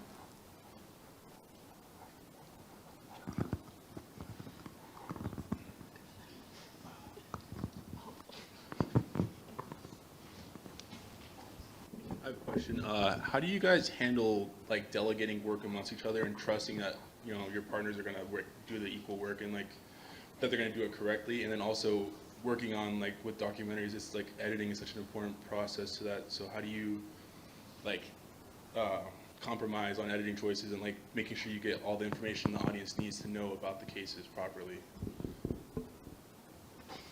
I guess I could also speak to that. I think just learning, just getting to know each other and learning what our strengths are, and just delegating different tasks at different times, and then once it comes to the editing process, just making just cut after cut. I think we had like 50 different versions that it's basically, I think Danny or Sully said this, but you want to start with like just a big piece of stone and just keep carving away at it until you have like your masterpiece. I also think that it's really helpful that basically everyone here, I think, are film majors. Yeah, there's maybe, okay, one that's maybe not, but like I think that's really helpful into that you kind of understand how a film is supposed to be made and how much work goes into it. It was 20 weeks, so the first 10 weeks was just us researching about the cases and like emailing people to interview and talk to, and then the last 10 weeks was us editing. So I think the editing was interesting because it's very hard to, like you said, delegate that between 3 people because everyone has a different vision. So we kind of would have one person working on it and the other 2 people sitting there with them, and they would try out different things, and we'd be like, oh, that makes it more interesting, that's not as interesting, and then we would have different animations. Everyone was doing different things, but I think the editing process, like there's so many different things. It's not just the editing process. It was all the research that we did. We read through 2,000, 3,000, 4,000 pages of transcripts. We split that up between us. We did all the things that we could. We just tried to, it was very important to us, and I think that because it was someone's life, that's why everyone here put so much effort in and cared so much about it. And we didn't really worry about the delegation of it because we were like, we know they're gonna get this done because it's that important to that person as well, so.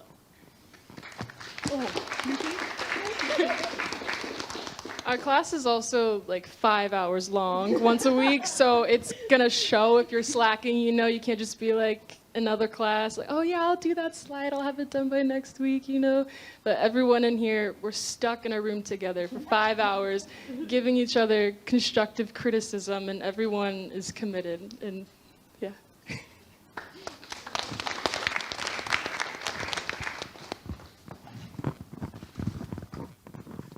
Yeah, not to mention, we all went on trips also to our respective places of the crimes that took place.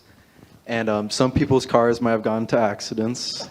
Shout out to Raya for helping us out. But yeah, I mean, it really is a team bonding experience. I feel so close to my teammates, and they helped out so much throughout the process. And I'm sure everybody else feels that way about their respective teams. And yeah, this is really, I'm speaking for myself personally, at least this was my life for the past 20 weeks. And I wouldn't have had it any other way.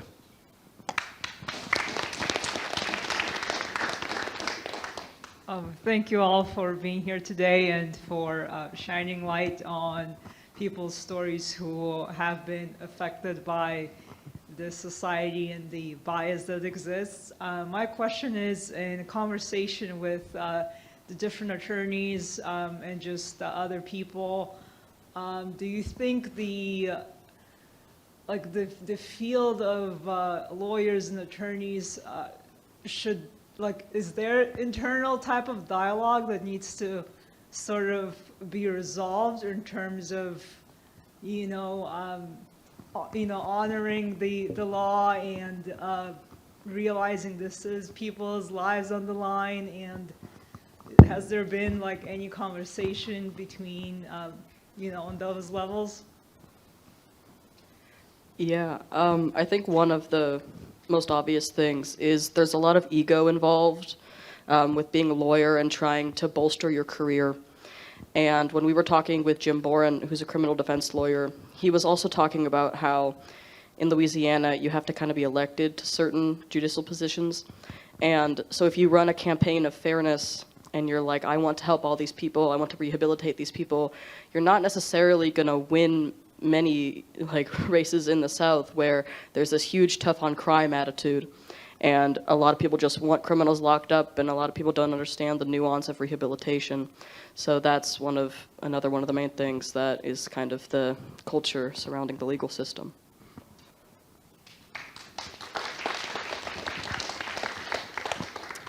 I'm curious that in your investigations, and I guess this would most be relevant to Rudy's situation, the victims' families, when they perhaps learn that maybe the wrong person has been incarcerated and the person who really did the crime is still out there. If you've learned anything about those people in any of your studies.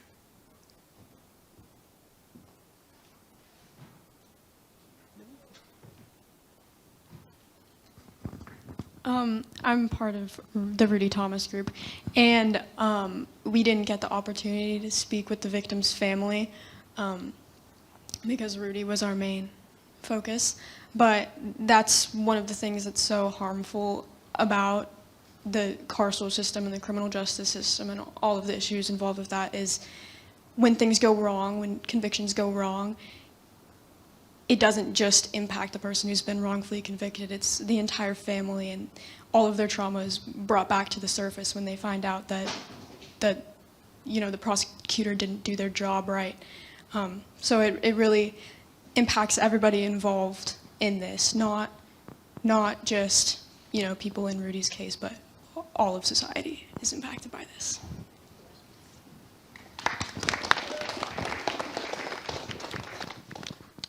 Just to add on to that, I'd like to, I'm sorry.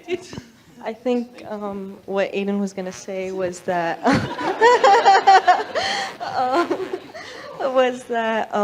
Layla Roberts, he would talk about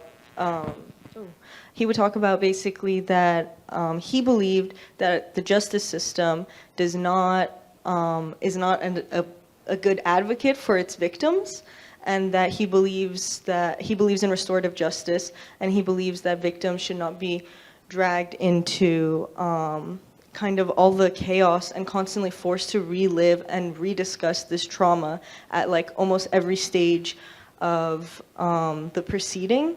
And so our program participant was really a huge advocate for that, which I think speaks to your question.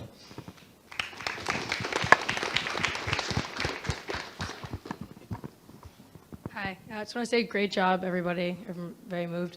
I guess I wanted to ask you, kind of building off that and the great question from the person in the purple hat as well, why do you guys think the justice system works this way? That's my question, I guess, from what you've learned. I mean, personally, just from even the prosecutor that we spoke to the prosecutor on the case, we didn't use anything he said because he kind of had an ego. But from rolling off of, I think Isla said, these prosecutors really have this ego, and they have what we learned from that NYPD private investigator, at least specifically in New York, is that depending on the amount of cases you try and like convict, you get more money as a prosecutor that way, and if you lose it, then you don't. And so we didn't use this in ours, but even in ours, our prosecutor says, I just don't like losing. It doesn't feel good to me. So it's, to them, it's never about, they act like it's about the justice for the person, but they want to be able to use their ego and their power to just influence it the way they want it or want the police want it to go based on what they have. So I think after a while too, I mean, obviously racism plays a huge part in it, but I think they just want to get it as done with as quickly as possible. Even for our case, they're like, oh, Bobby, that looks like he did it. Why don't we just finish this up real quick so we don't have to worry about it anymore and be done? And so I think, unfortunately, a lot of cases come to that.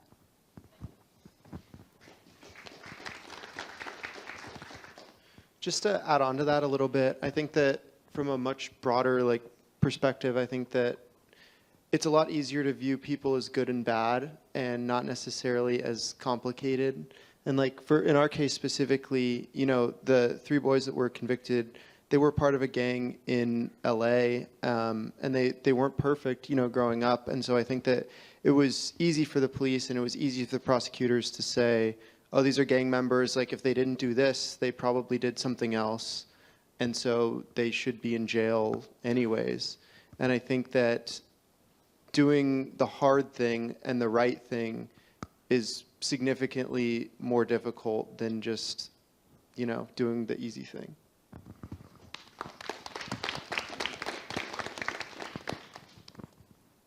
I just wanted to add on and say that I also think money is a huge factor. I mean, Qantas himself has we've had conversations about how, they wouldn't incarcerate so many people if there wasn't anything worth investing.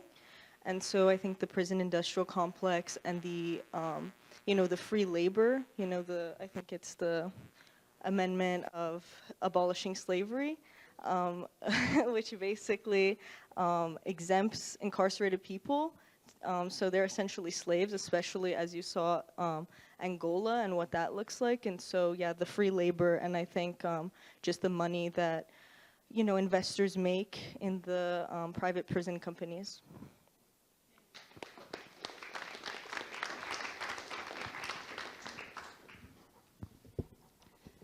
So this is my last quarter at UCSC, but it's the first time I've ever heard of Making an Exoneree or any class like it, and it's very interesting in my eyes from what I've seen from the process, and I'm very curious, leaving this class after a very long and strenuous process, where you think this class could go, or maybe any other ideas that it's brought to you about what college could maybe bring to these kinds of situations and issues?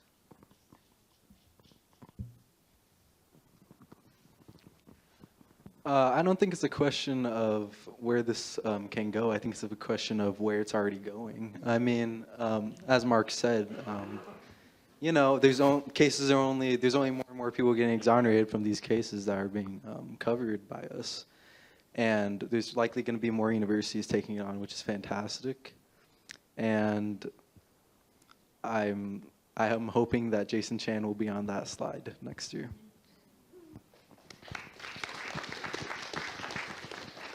I think to add to that is I hope this program, even if you don't want to be in something like this, but in something else, that is showcased to college students that what you do here can matter and does matter.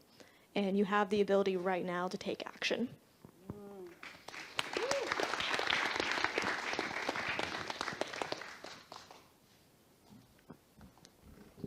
Hello. In the context of a class like this, I was wondering, about your guys' experience balancing the power dynamic between you as college students and the victims of this incarceration. I was wondering how you guys dealt with that and what was some issues or your own just personal experiences with it.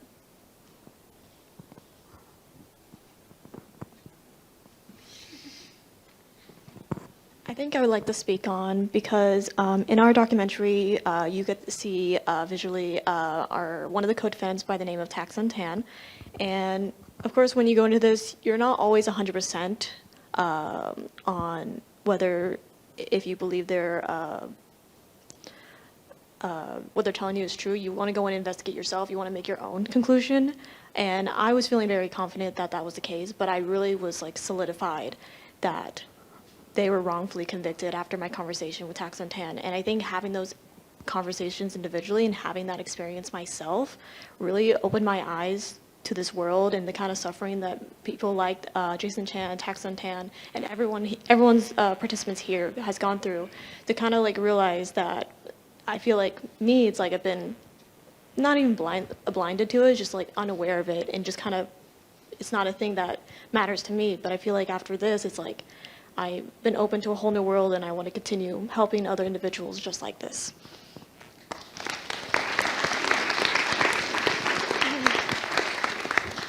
To touch on the power dynamic aspect you mentioned, I think for them, it was just they were having someone that was listening to them and wanted to talk about them and wanted to bring their voice forward. So from the very beginning, we were always very, I don't even know what the right word is, but we were just like, hey, like, how's it going? Like, could you send us this if you have it? Like, we just, we want to keep it we wanted to keep it very friendly, but we didn't want to push too hard until he was ready to talk to us about the things that were hard for him to talk about. So I think he just really respected us for helping him, and we respected him for helping us and like getting us everything that we needed. And so I think that it wasn't really hard to I wasn't really viewing a power imbalance at really any time, because we just had respect. We had so much respect for each other in creating this film.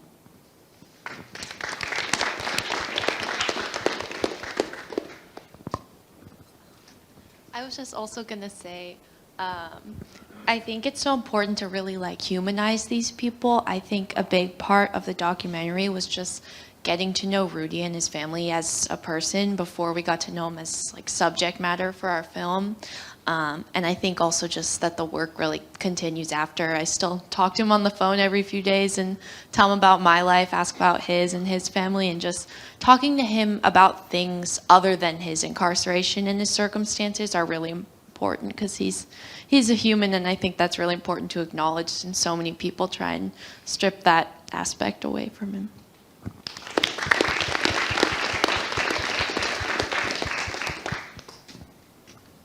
There's a question on the live stream from Gianna. Prior to working on these cases, were you aware of the huge issues in wrongful convictions? And now that you've done all this fabulous work, does this experience encourage you to stay the course and specialize in these types of cases?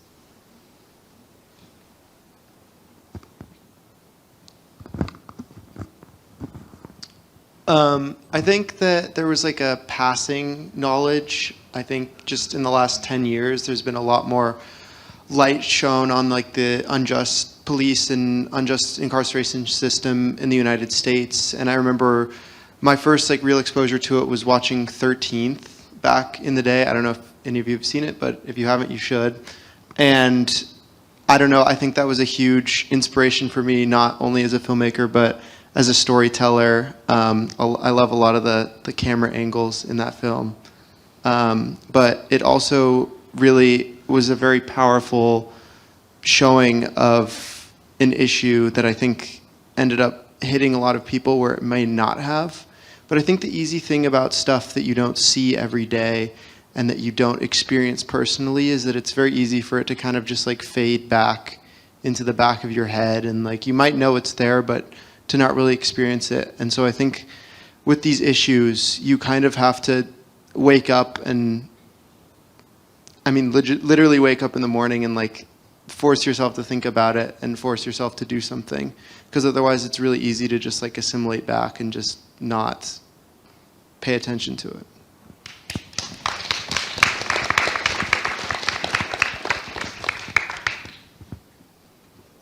Hi. I was curious about how this, kind of to follow up on that question, how this process has affected your own politics. Are you guys all prison abolitionists now, or what programs would you kind of want? Well, we say of course, but are these people okay as long as they're only innocent, or what do you believe about What do you believe about the prison industrial complex now? Are you, what would you want us to focus on instead? What social welfare programs, I guess I'm asking. Yeah.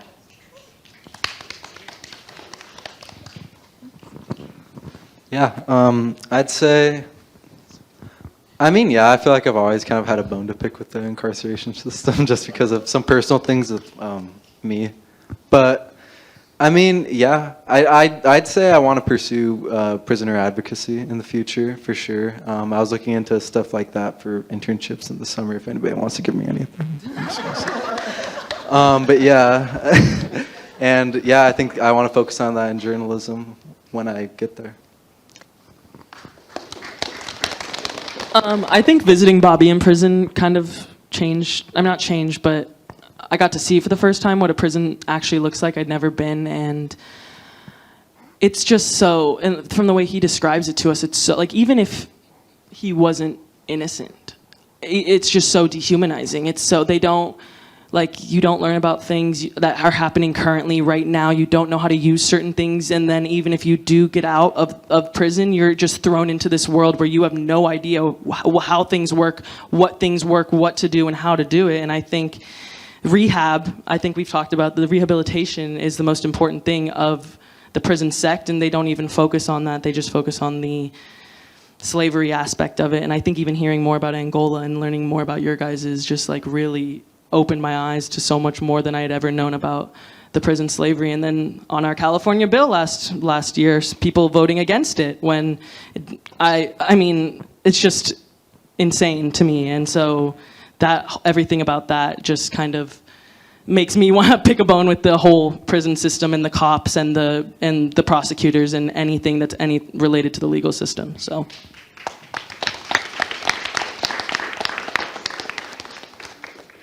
I wanted to speak on this as well because as someone who's also an anthropology student, just going to Louisiana, going into the prison itself, and just thinking about it, it's like prisons and this type of punishment is such a recent invention in the entire history of Homo sapiens sapiens, and there has to be something better than this.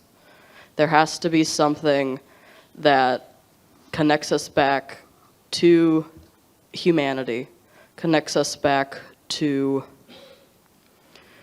how there's not one way we're meant to live, but I guess how we're meant to live with each other and how rehabilitation and care for each other have been the basis for our existence since we've existed.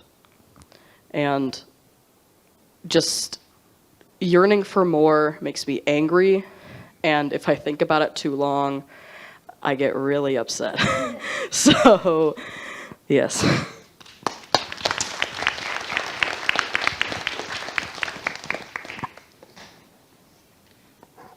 So it's a good segue for my question because I'm worried about you guys. You've done amazing stuff, and as you said, it's been your life for 20 weeks.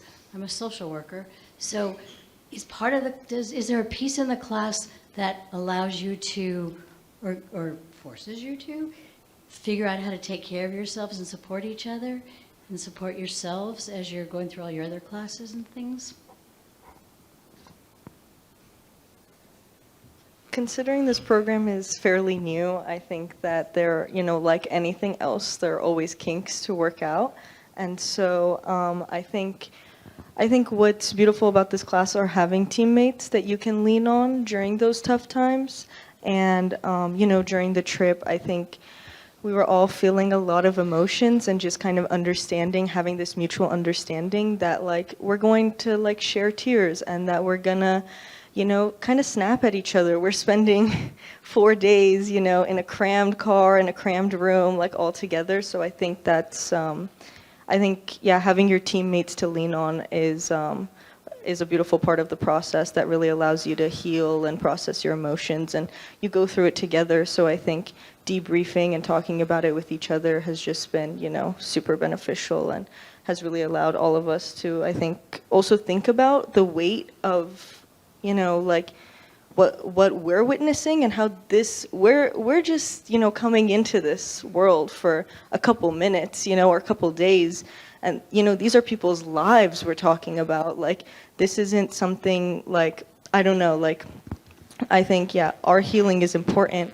And at the same time, I think what's more important is to recognize that we get to leave these spaces and leave a lot of these, people's lives and like the sadness that families feel constantly without having their, their son or their father. Like, it's really tragic. And I think feeling that weight, especially as like kind of privileged college students, is really important. It's a really important experience. So yeah, that's it.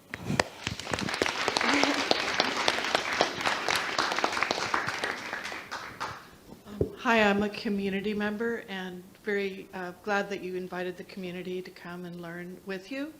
I just got out of the jail a few minutes ago. I was there volunteering. I go frequently with the 12-step program. And I really appreciate how the university can help us learn about the issues that are, ongoing. And when I go to the jail, I see how these people in the jail they've often struggled their whole lives. Their parents struggled, their children are struggling, and I think there's an opportunity here I know that many of the programs that you guys talked about earlier are looking at the intersections of different oppressions in our own communities, and I hope maybe someone would carry the torch to look at people within our jails here in Santa Cruz as well, because there's so much to learn from these people's stories and their voices. Thank you.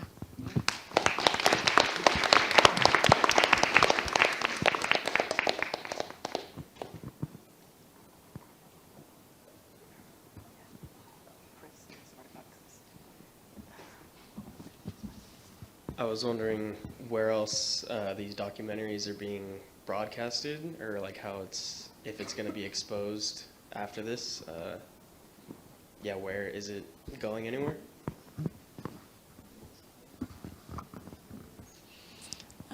Well, first of all, I believe it's going to be on Georgetown's YouTube channel. Not sure when, but I'm pretty sure. And then hopefully we're presenting them to innocence centers and other organizations like that. We're currently working on that, but I don't know if I can share any details, a bunch of like legal jargon I don't completely understand. But yeah, it's looking good.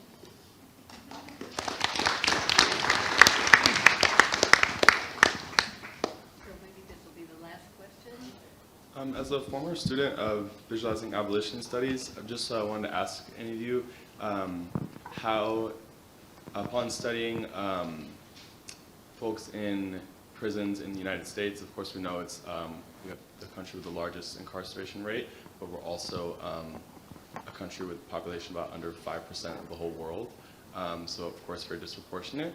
I'm just curious if anybody in this group, through this Making an Exoneree program, found any connections between like prisons in the US and prisons around the world, like through an internationalist lens, connecting like people in detention centers or people wrongfully incarcerated or incarcerated in general, if there's anything in your individual projects or together in a group that illuminated connections between American incarcerations and incarcerations across the world.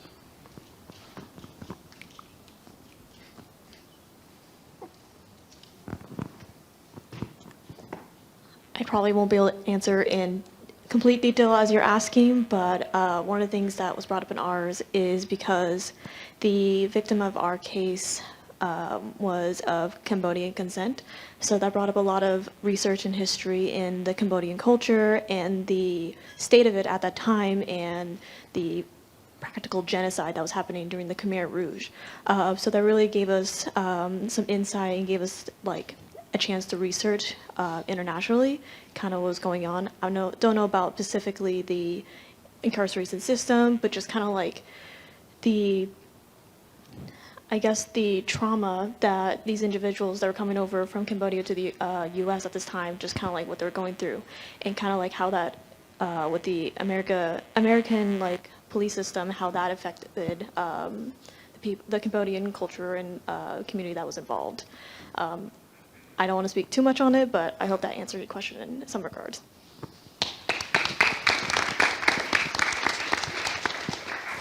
Just to add a little bit onto that, there was really a direct connection between like what happened in Cambodia to our case.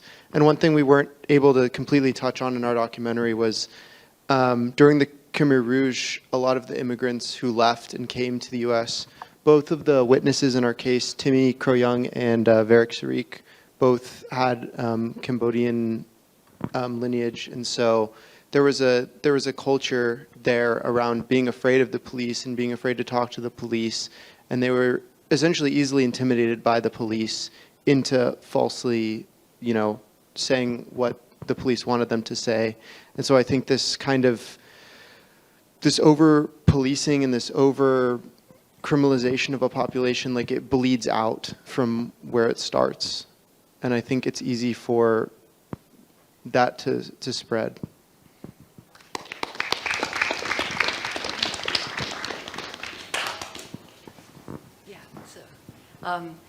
Well, we are just overwhelmed and so pleased with your questions, with your attention, with your interest in this work. I'm so gratified that you all came, and I also want to say to the students, I'm really proud of you guys. Yeah.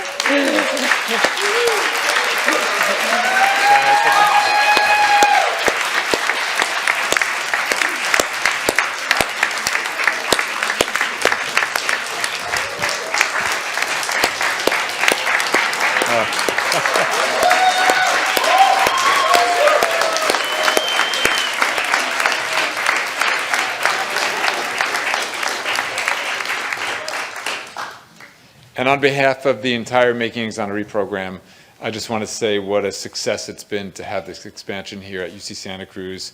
I hope that you've appreciated the amazing work the students have done in the documentaries. They will live forever, not through Georgetown, but through the makingexoneree.org, the nonprofit organization that we started for this expansion of the program, which, by the way, there's a QR code on the program for those of you who might want to support further expansion of this program. There's also the website, makingexoneree.org, that has a donate button and also has all of the past cases, all of the links to the YouTube channel that we have.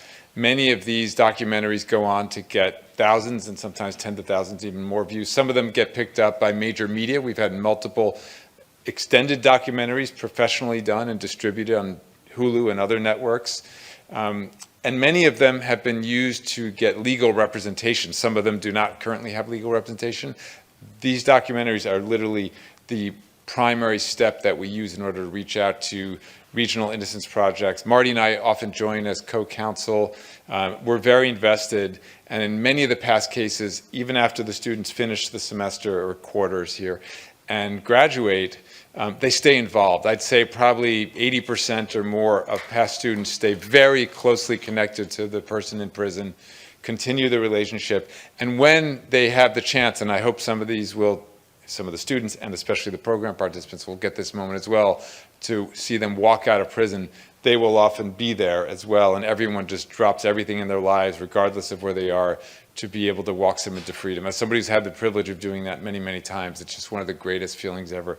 I hope they get to experience it. And I just want to say again to these students, you've done an extraordinary job. I hope that this has been a valuable, treasured experience for you. I hope that it's a step in your life journey, whatever particular direction you go in your careers, but that this fight for justice that you've played a key role in is something that defines the rest of your lives. Regardless of whether you have that moment of freedom, you've put in the effort, you've done the hard work, you've put in so much heart and soul and blood, sweat, and tears into your work. You should be really, really proud of yourselves.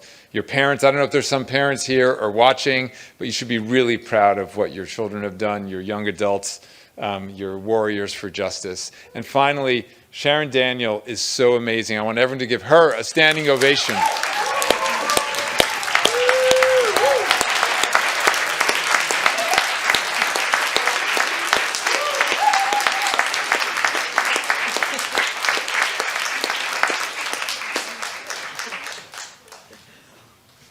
So thank you, everyone, for coming. I hope this won't be the last Making an Exoneree showcase at UCSC that you attend. And, feel free to mingle and ask more questions individually of the students, but we are supposed to kind of get out of here at about 9 o'clock. So, but, folks can maybe move out into the lobby. The building is open all the time. It's just this room. So thank you so much.